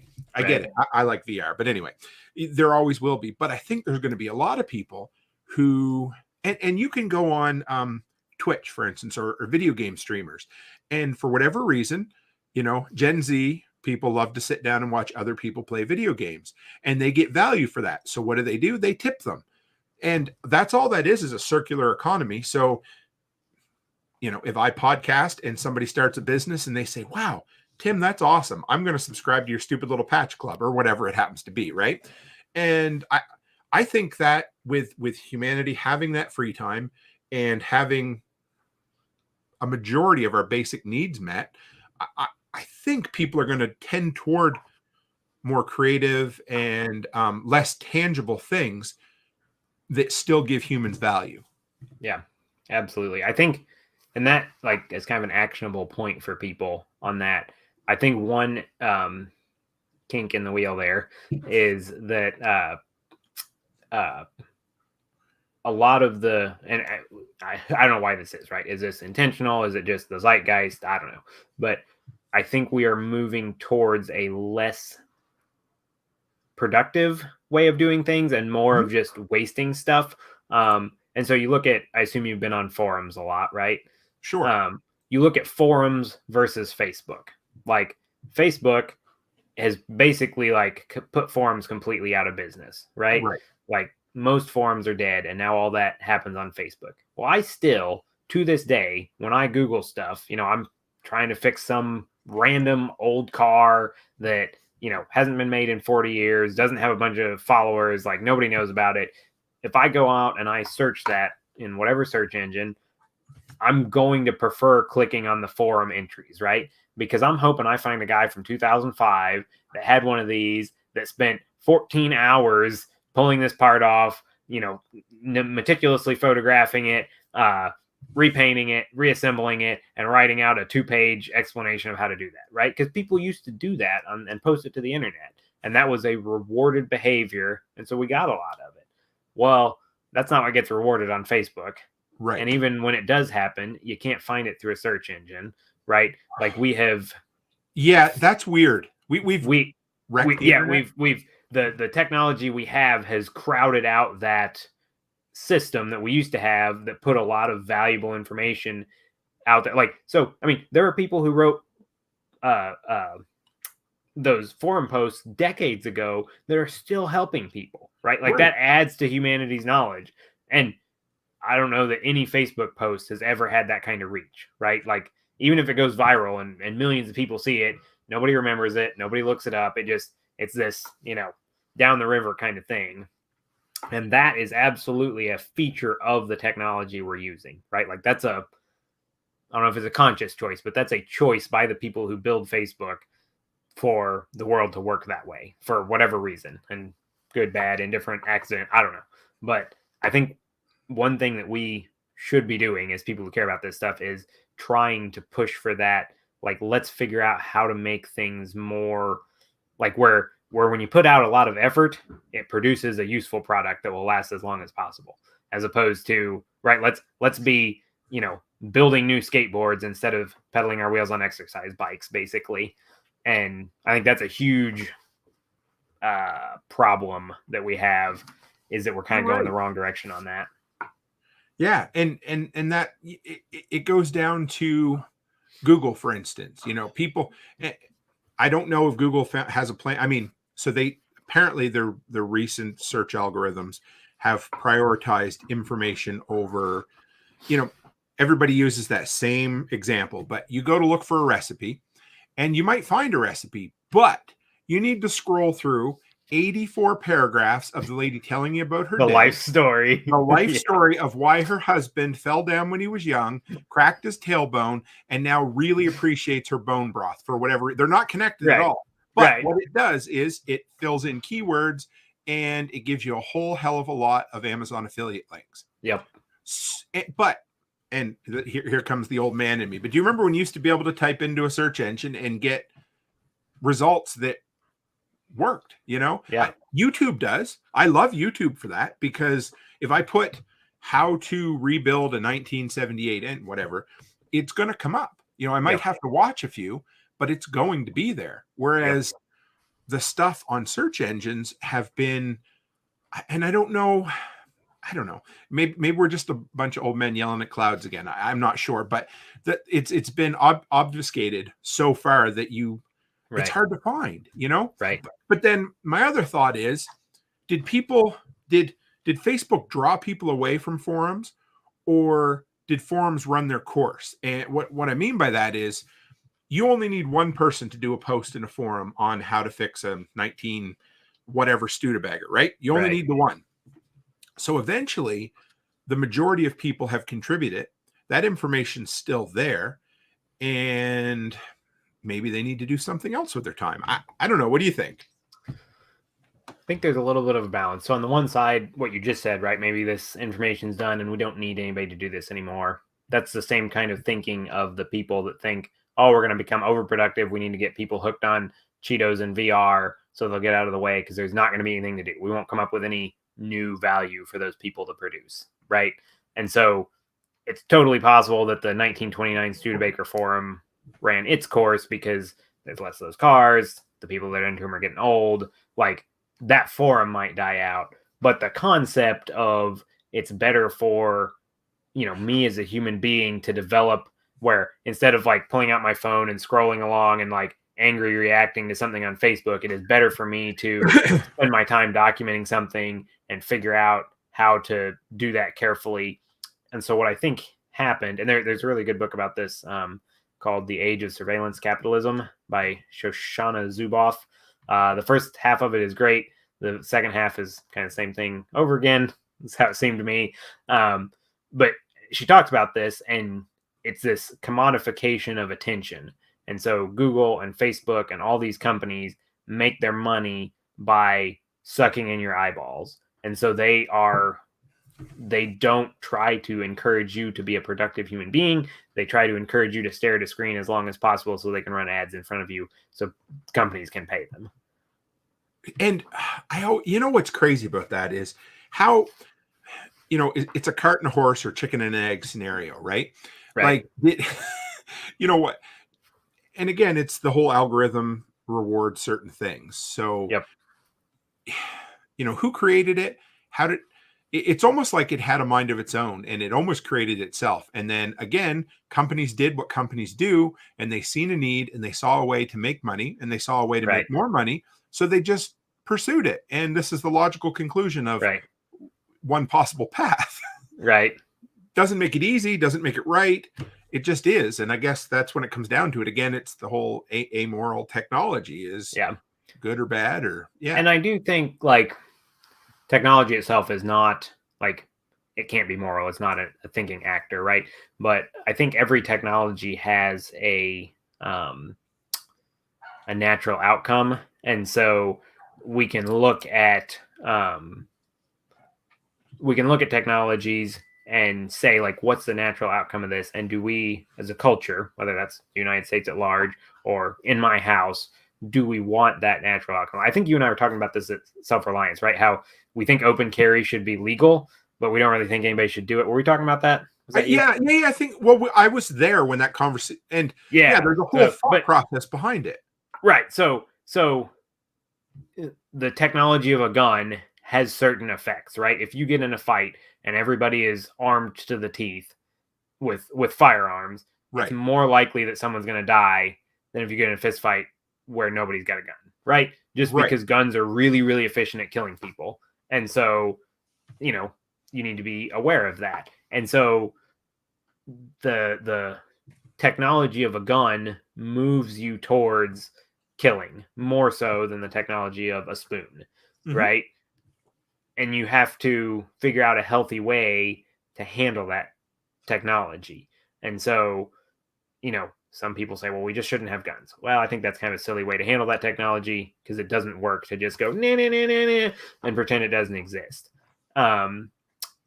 But at the same time, like, I don't think that you should just like be really silly about guns. Like, I think, as parents, we should teach our kids about them, how to be responsible firearm owners. We should, train with them, like teach people that this is serious. Like, hey, you shouldn't, strap on a pistol if you're going to plan to go out to the bar and get drunk. Like, that's a poor choice. And you should have a locked box in your car that you can put it in safely and lock it up so that you don't do something stupid. Right.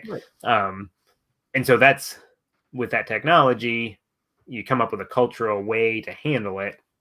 And I think that is where we've really fallen down in the last 20 or 30 years, because our culture is so government centered, and government has just like completely screwed the pooch on this stuff. And we have the technology is running us down the rails.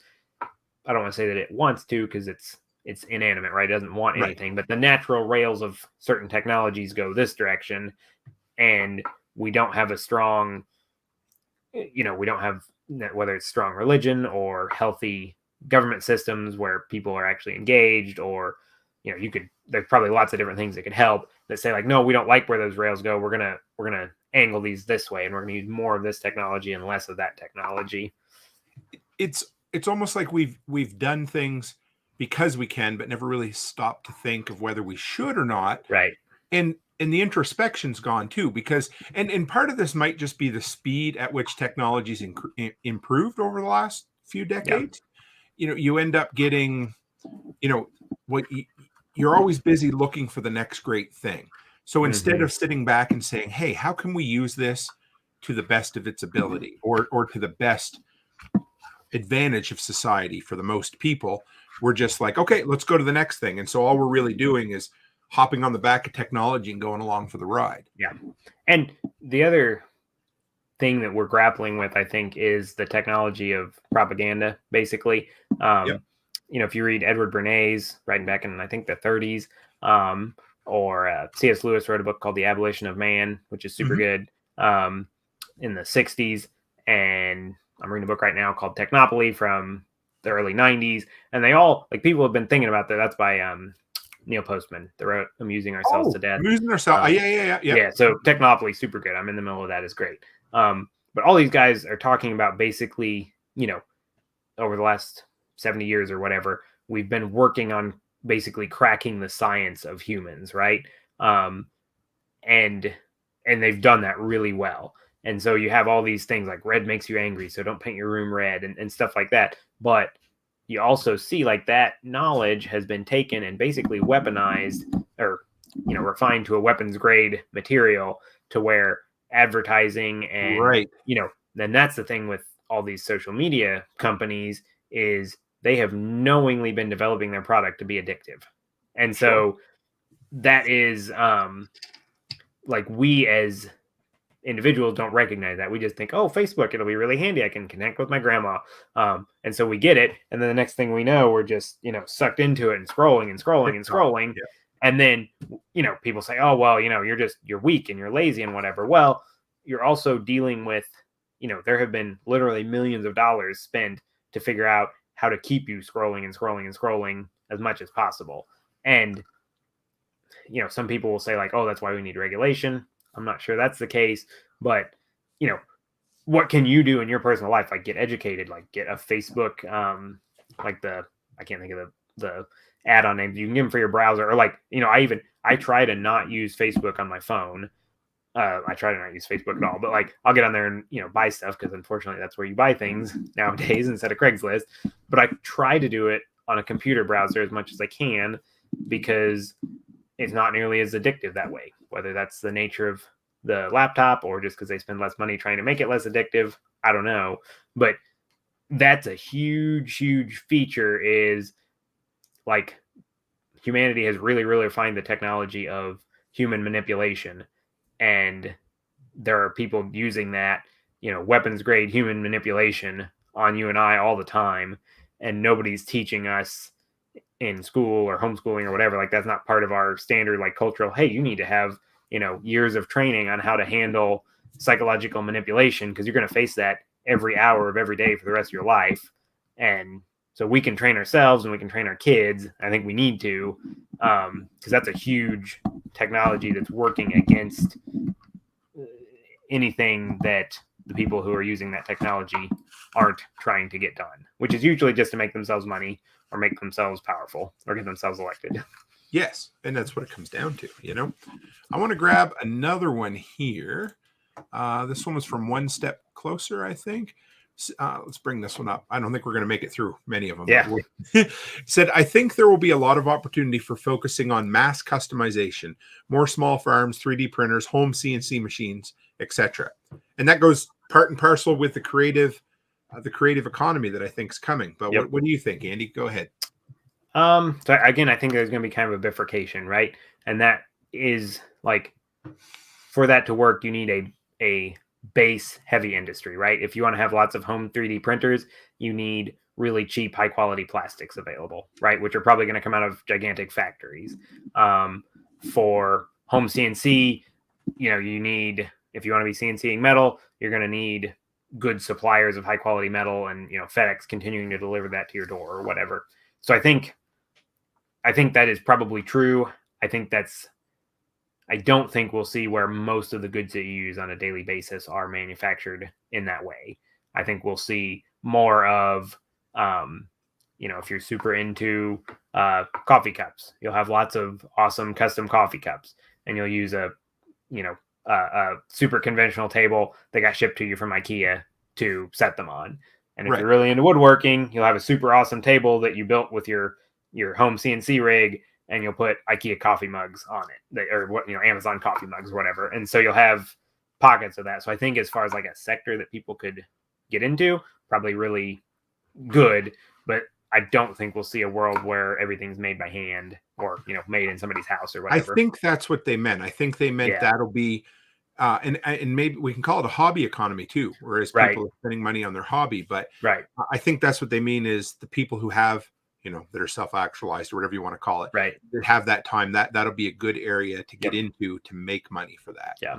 And I think that's a great thing to have more, like, that's one of my goals for the next couple of years, is to have more beautiful things with a story in my home, because I tend to be super efficiency oriented, and so I got a bunch of stuff from the thrift store in my house. I'm like, I would really rather like buy a coffee mug. I got a couple coffee mugs. I bartered for it, a barter blanket at Nicole's a couple years ago, and I'm glad I have those. Like, my coffee mugs are getting to be where they're all like, every one of them has a story, and some of those stories are, we bought these on vacation at this cool little thrift store, but most of them are, I know the person that made this is from my friend's company, like that sort of thing. So yeah, I think that's a cool thing to do. That's why I buy a lot of what I buy at this. I have Patrick Roman neck knife, the Genesis that I wear.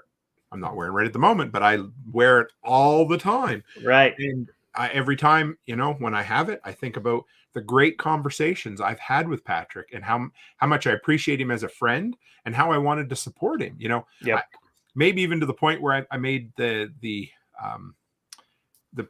point at the Self-Reliance Festival is that I will buy some things that I don't even need to support people because it has a story and a relationship behind it. Right. Right. Yeah. And I think the big thing with that, like my personal finance side coming out, right, like is make sure that you're in a financial position to do that. Oh, and yeah, I should have. And yeah, I mean, I know you think that and you talk about that, but like in our society right now, it is much easier to become very comfortable financially than it ever has been. And I know probably people are, I'm fortunate, like there are a lot of people struggling, right? But there are ways, there are people that will teach you to do that. You can get wealthy and then you can start, or not even, wealthy, but make yourself financially stable and comfortable and independent. And then, that's that next level of Maslow's hierarchy is the friendships and the relationships and the beauty and all that. Let's grab two more, and then I want to, before we've almost been 2 hours. I don't know if you noticed it. This is great. This is what happens when Andy and I talk. But at the end here, I want us to make a couple of predictions. But we'll grab two more tonight, guys, and we'll have Andy back on in the new year. When, in 3 or 4 more months down the road, or whenever you're available, if you want to, because we just seem to have fun with it. So, this one's a pet one of mine. So let's talk about this. Key to the 21st century will be affordable energy storage. Top-notch battery tech with the new will be the new $1 trillion industry. What do you think? If we can figure it out, I agree. This comes back to this like physical world versus information world thing, I think, right? This is a physical chemistry problem, and there's a lot of money being spent on this right now, and they're trying to figure it out, and it's getting better. But a lot of the problems that we have need such tremendous improvements that, and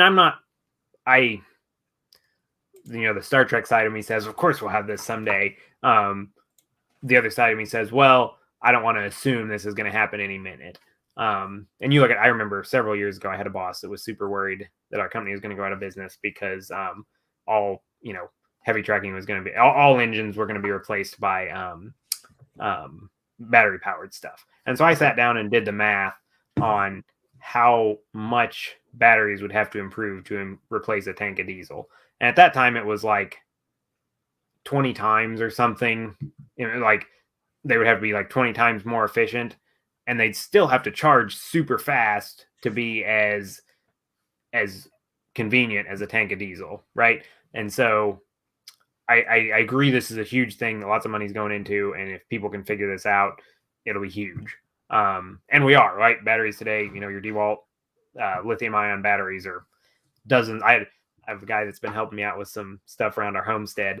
And I asked him to put in it was like 100 electric insulators for electric fence. And so he needed to drill take a drill bit and run it in to the fence post, right? And I said, well, I'll leave you out a battery powered drill for that. And he's kind of old fashioned, right? He's not got any battery tools. And he said, well, will you have a charger out and a bunch of extra batteries? And I was like, no. I was like, you're good. You won't need more than one battery. You could do like 5 times this much work with one battery. He's like, really? He's like, I haven't had a battery operated tool in like 20 years. And I said, yeah. He's missing out. Right. But I think we are seeing huge improvements. I think we'll hit a little bit of a tipping point where things like over-the-road trucking are going to still need a 10x improvement over what we've got now, which maybe we'll see that in 10 or 20 years. Maybe we won't. I think we'll spend a lot of money trying to get there, but we'll see. That's okay. So that was kind of one of my areas of maybe looking into the future anyhow, but let's talk about it for a second, because traditional, power storage batteries tend to be fairly heavy, and we've seen incremental improvements. But in order to get the improvement we need, it doesn't look like we're going to get the incremental improvement fast enough.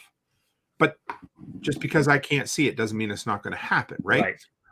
So do you see battery technology improving incrementally over the next 20 years, or do you see a game changer coming out of left field? Because every week there's a new CNN story, the new battery, but I remember one day watching some video on stored energy, and they talked about where they would, and it was a battery, but it wasn't. They would take water and pump it up the hill or whatever, and then I think it was barrels or whatever it is. Anyway, you have that energy stored there, and then you could release it at a time. So it was like a massive water storage battery that didn't require lead acid storage.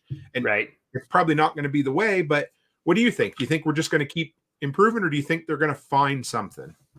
So yes, I figured that was the answer. Yeah, all technology improves incrementally until you get a black swan event that changes everything, right?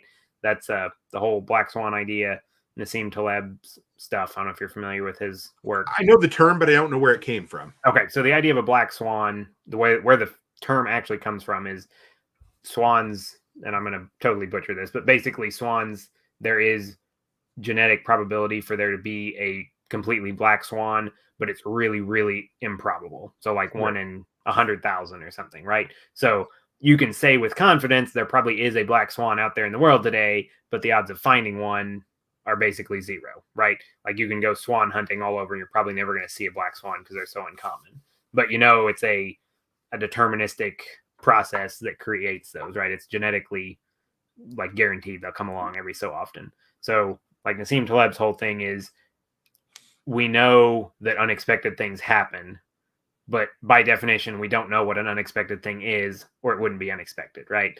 And so with technology, like the odds that in the next 50 years, someone will invent some technology you and I have never even thought of that will totally revolutionize things are probably practically 100%, right? Yeah. But if it's something we've never thought of, we're not going to be able to say, oh yeah, I'm sure that this will get invented, right? And so like the smartphone's a good example of that, right? Like nobody was out there asking for tiny handheld computers with little screens 20 years ago. And Steve Jobs came up with this, and he was able to package the iPhone, and there were other attempts and it wasn't great, but the iPhone was a black swan event. And like 3 years after that, half the population of the United States had a smartphone. Right. And that was, if you'd asked tech people in 2002 what they thought computers would look like in 2022, it would not be this, right? This is not what the Newton and things like that. Yeah.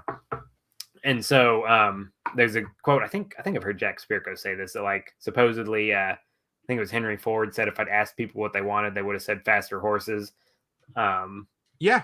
And so I think there's an element of that, like, is it possible that somebody will invent some energy-based storage system that uses force fields and whatever and is 1,000 times more efficient than a battery, and we'll be using that 10 years from now? Absolutely. Like that could happen.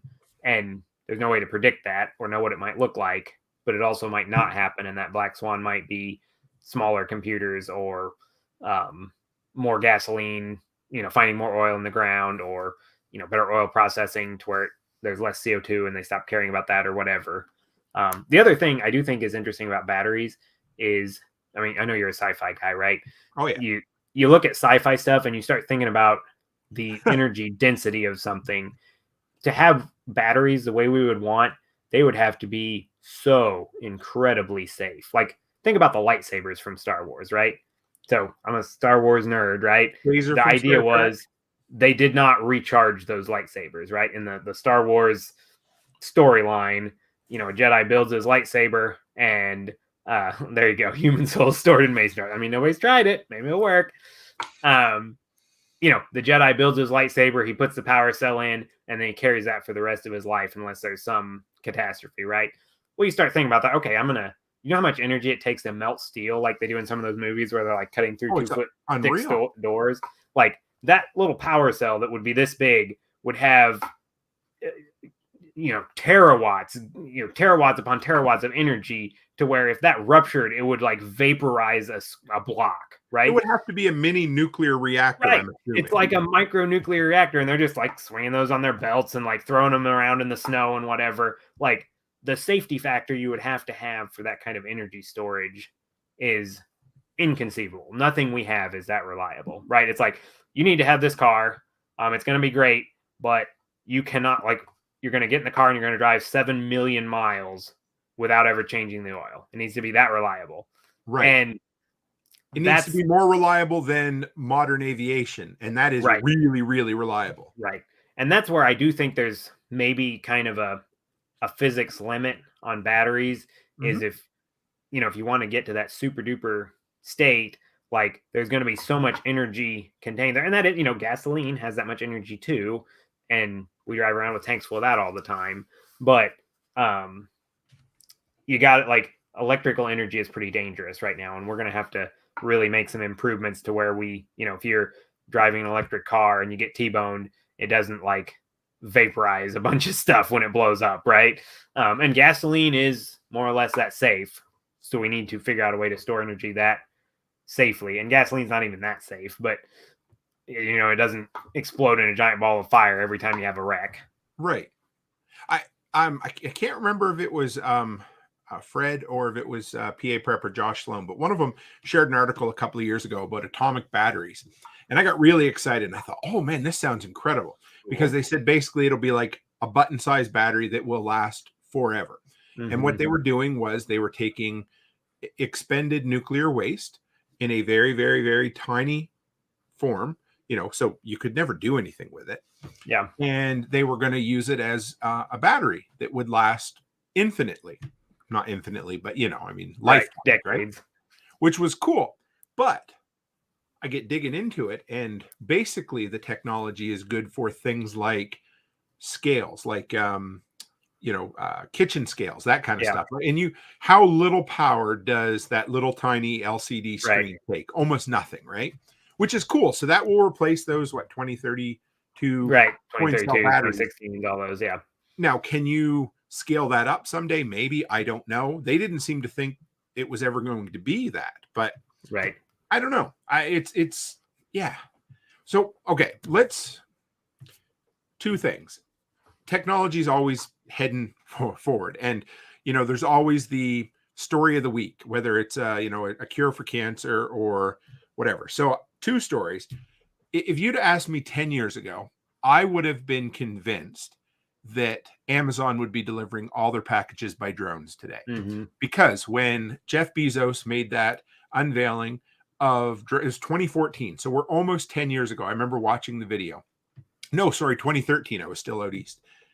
And I thought, for sure, this is going to solve that last mile dilemma. But we're not. Here we are 10 years later, and we're no closer to that than the day they came out with it. Maybe even further away in some instances.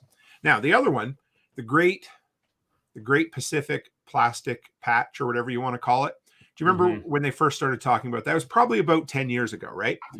And today, that's not going to, I don't want to say it's not going to be an issue, but the amount of plastic they're pulling out of the oceans based off of, what was it? The original was a teenager science project or something. I can't remember where it all went, but they're pulling the plastics out of the ocean. That's cool. So you have 2 things over 10 years that both looked, actually, to be honest, if you'd have asked me, I would have probably guessed drone delivery would have had a higher probability than cleaning up the Great Barrier Plastic Reef or whatever, right.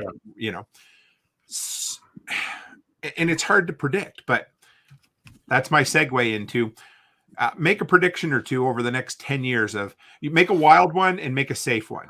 All right. Oh man. So I think the safe prediction is, I think we will see digital assistants be way, way more powerful than they are today. And I hope that we end up with stuff that is more under the user control, because right now we're basically phoning home to either Google or Apple whenever you use one of those. Right. Which I don't, so I'm not even really in tune with how they work. But that's all completely centrally controlled, and that's all data collection and stuff. And I hope that gets more decentralized. And I hope 10 years from now, you're running a Raspberry Pi with an open source version of Alexa, solving all your problems. But I think I think that our computers are too complicated for us to manage, and we need digital assistants. So one way I think that this could work is you have a machine learning algorithm that basically it's designed to interact with you, right? So it's like a person. You choose a voice and probably an avatar and whatever, and then it's like, "Hi Tim, welcome to your new phone. I'm going to read all your privacy policies for you. Tell me a little bit about yourself," and then you have a conversation with it and like basically set up a profile with probably not a huge amount of like button clicking on your part, more of a conversation. And then it will just like look at privacy policies of things. So like you want to go and get an app, and right now you just, pick one that has good reviews, and you click on it and it's like, here's a 27-page privacy policy. And you're like, I don't have time to read that. And you just accept it. Right. So I think in the future, you'll say, hey Siri, fetch me an app that does such and so. And it'll come back and it'll say, well, I found this one. It's got good reviews, but I don't think you would like the privacy policy. Do you really need this feature? And you'll say, no, I don't. And I'll say, okay, well, in that case, I recommend this one, which has a much better privacy policy because I know you care about that, Tim. And I think it'll do everything you want. How about I download it and install it for you? And so whether or not it's quite that friendly space age Jetson talk to you thing or not, I think we'll see digital assistants do a lot more for us, or yes, a lot more to us, at least, hopefully for us and not for our googly overlords. So I can see that. Yeah, that's my, I think, pretty safe prediction. I think you're right, because we're not that far from it. When right. I'm driving, I only in the last year or so have I really gotten into voice activation and using Siri for searching and things. And she still comes up against things sometimes. Like if I want to know a distance between two places, usually she'll find it. But if I ask, like, for instance, when I was driving, I want like, find me the Walmart in North Dakota closest to the I-29. She'd be like, well, here's the choices I found. Well, pretty soon she's going to be able to pick that, right? So yeah. Right. But yeah, go ahead. So what is your off the wall crazy? Off the wall. Gosh, I think that farming being way decentralized would probably be my I think we're probably going to head in that direction, but I think that's a really uphill battle, and I have trouble seeing that.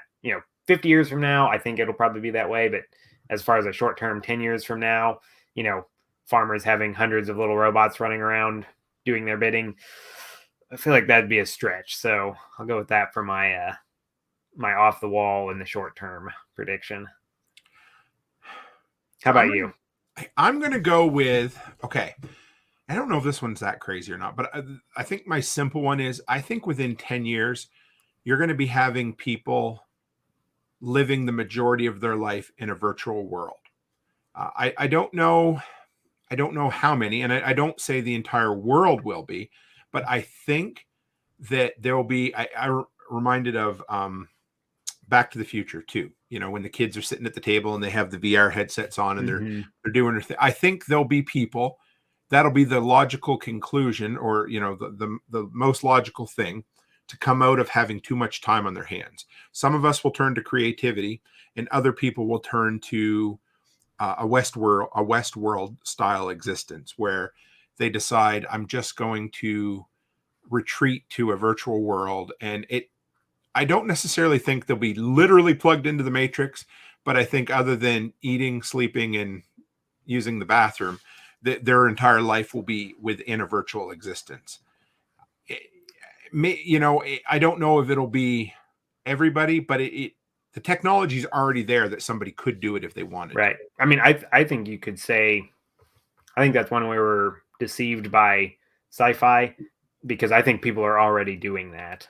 I remember I had a guy I worked with several years ago, and at that point I was riding my bike to work every day.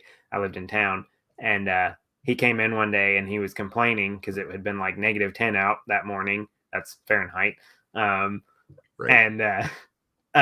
he got real cold because he came out of his house, out of his heated house, into his attached garage, into his car that he starts remotely, gets in his car, drives to work, parks as close as possible to the door, and then runs in the couple hundred feet to get to the door in the heated building. And so he was cold because he didn't realize he needed to wear a real coat instead of a little jacket because it was -10.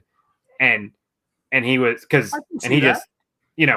like, he has no connection to the physical, and he was bitching to me about this. And I was like, yeah, man, I rode my bike to work this morning before the sun came up. And he's like, oh. But he had zero connection to his physical environment, because when he got off that day, the exact same thing in reverse. He spent probably less than 5 minutes in natural light, natural wind, outside. Right. And he's he was not an all on the computer guy. So if you're, if you do computer programming and you talk to all your friends on Telegram and you do video gaming, like, I think in some sense people already live completely virtually. Some people. I can see that. Sure. So yeah, I think that's a good safe prediction. Now, my off the wall one, and because I think personally it's possible, maybe not probable, but possible. But I think within 10 years, the majority of vehicles on the road are going to be self-driving or have self-driving capabilities, to the point where I think some kids may never need to get a license at that point. But yeah, that's a moot point. But I think standard, most vehicles, or the majority of vehicles within 10 years will have self-driving capabilities. And maybe that's not as crazy, but man, whenever I bring that up, don't people holler? They, no, I'll never give up my standard or whatever, Right. What do you think? Do you think I'm off? Because I think we had this discussion in Telegram one day. I think we did. Yeah. I think the only way that can work is with probably legal changes, because we're not that far from being able to do that on the interstate. Like, and I've thought for a long time that it's very possible we'll see a point where old cars get banned from the interstate, where they just say anything built before 2025, unless it's been, completely upfitted with these technologies, can't go on the interstate because it's all completely self-driving. They all network and they run automated on the interstate at 95 miles an hour, self-spacing, blah, blah, blah. Doing that in town is orders of magnitude harder. Yes. And orders of magnitude higher risk. The last mile thing again, right? Right. Well, and it's not exactly the last mile, because there's a tremendous amount of people just driving around in town. So I think the idea of cars being totally autonomous on the interstate, and then you have to drive them, or maybe it's just an interlock, right, where you have to hold on to something, or keep your hand pressed down on something for it to keep going, and if it detects you're not watching the road, it something like that, at least in town. And maybe that lets. Sorry, go ahead. See where people, I don't know. I'm going to go further with it, because I think people, I think there's a cultural, a governmental, a legislative. I think there's a push for people. I think everything's coming together for a push to pull people away from the wheel. I think people want to be able to turn their back and work on office work while they're driving, because our attention's already completely divided. People are always doing this while you're driving anyway. So why not eliminate that altogether? There'll be cars maybe that won't even have steering wheels. And the reason I think that too is we go back to the collection of data and how we're speeding that up, right? Right. And of course, interstate driving, like you said, is infinitely easier for computers. But, I watched videos, I know these are Teslas, of course, of semi-autonomous driving through the city of Saskatoon already, which is not really a city, but it's, it is what it is. Yeah. And it was fairly successful. Things like shadows and different things were tricky. Lights were a bit tricky. But if they're that close already, think about what 10 years of what order of magnitude improvements will do. I don't know. I guess maybe I love it, because when we went to the States and I rented a car and we had the adaptive braking or whatever, where it would, that to me, lane keep and adaptive braking has solved 80% of the fatigue you get from driving already. Right. And maybe, so there's another book recommendation for you, Strong Towns, and that's a whole organization, and they have this concept they talk about called STROADS, and so street and road, and so they're I've seen that. Okay, yeah. So he was on TSP. The Strong Towns guy was a few weeks ago. Really? Did an interview with Jack, but so they Well, talk how about I'm how behind. the purpose of a road is to get you from point A to point B as quickly as possible. And so Yes. interstates are the perfect example of a road. And the purpose of a street is to create wealth by being a place that people want to be. And those are antithetical goals, right? A place that you create wealth that people want to hang out and enjoy is terrible for moving you quickly, Right. and vice versa. And so their argument is that in North America, we've tried to mush the two together and we get stroads where you go 30 or 40 miles an hour, which is not all that fast, but also it's fast enough that nobody wants to be there.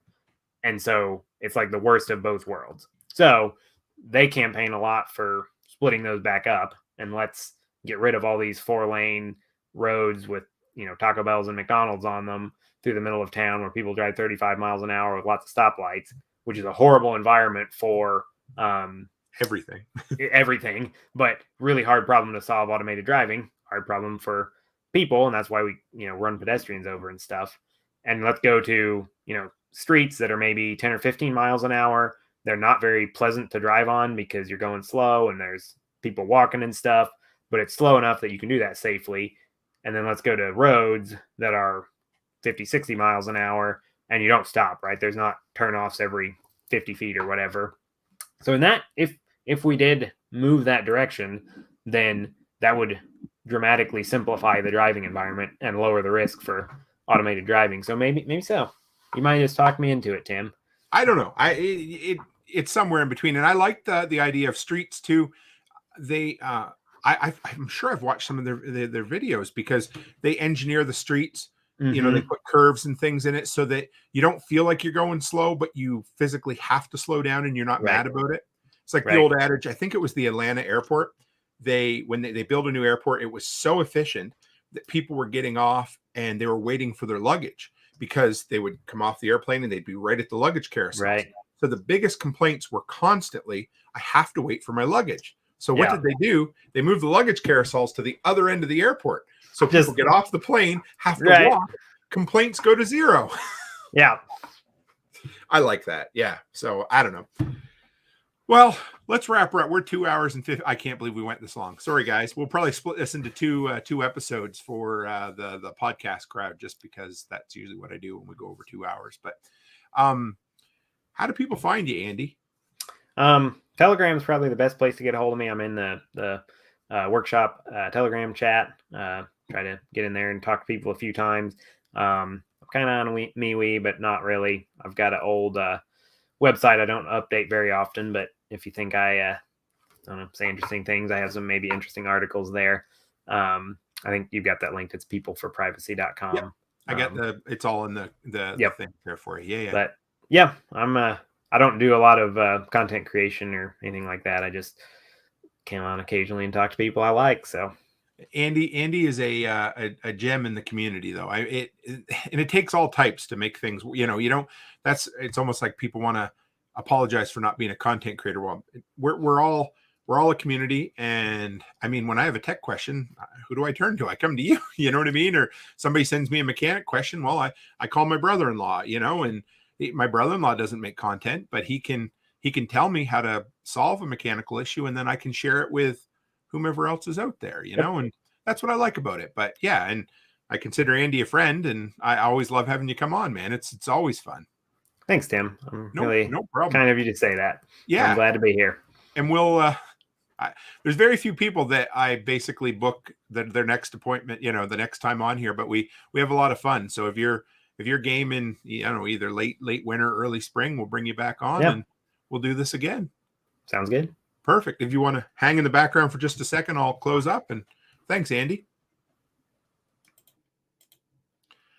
Well, there you go, guys. We went, we were pushing 2.5 hours tonight. I want to apologize, but I'm not going to, because it was just that damn good. So thanks for hanging out with us. We had a great crowd in here all night with a ton of interaction. I appreciate it, guys. And I'm not I'm not blowing smoke when I say that I really do appreciate Andy.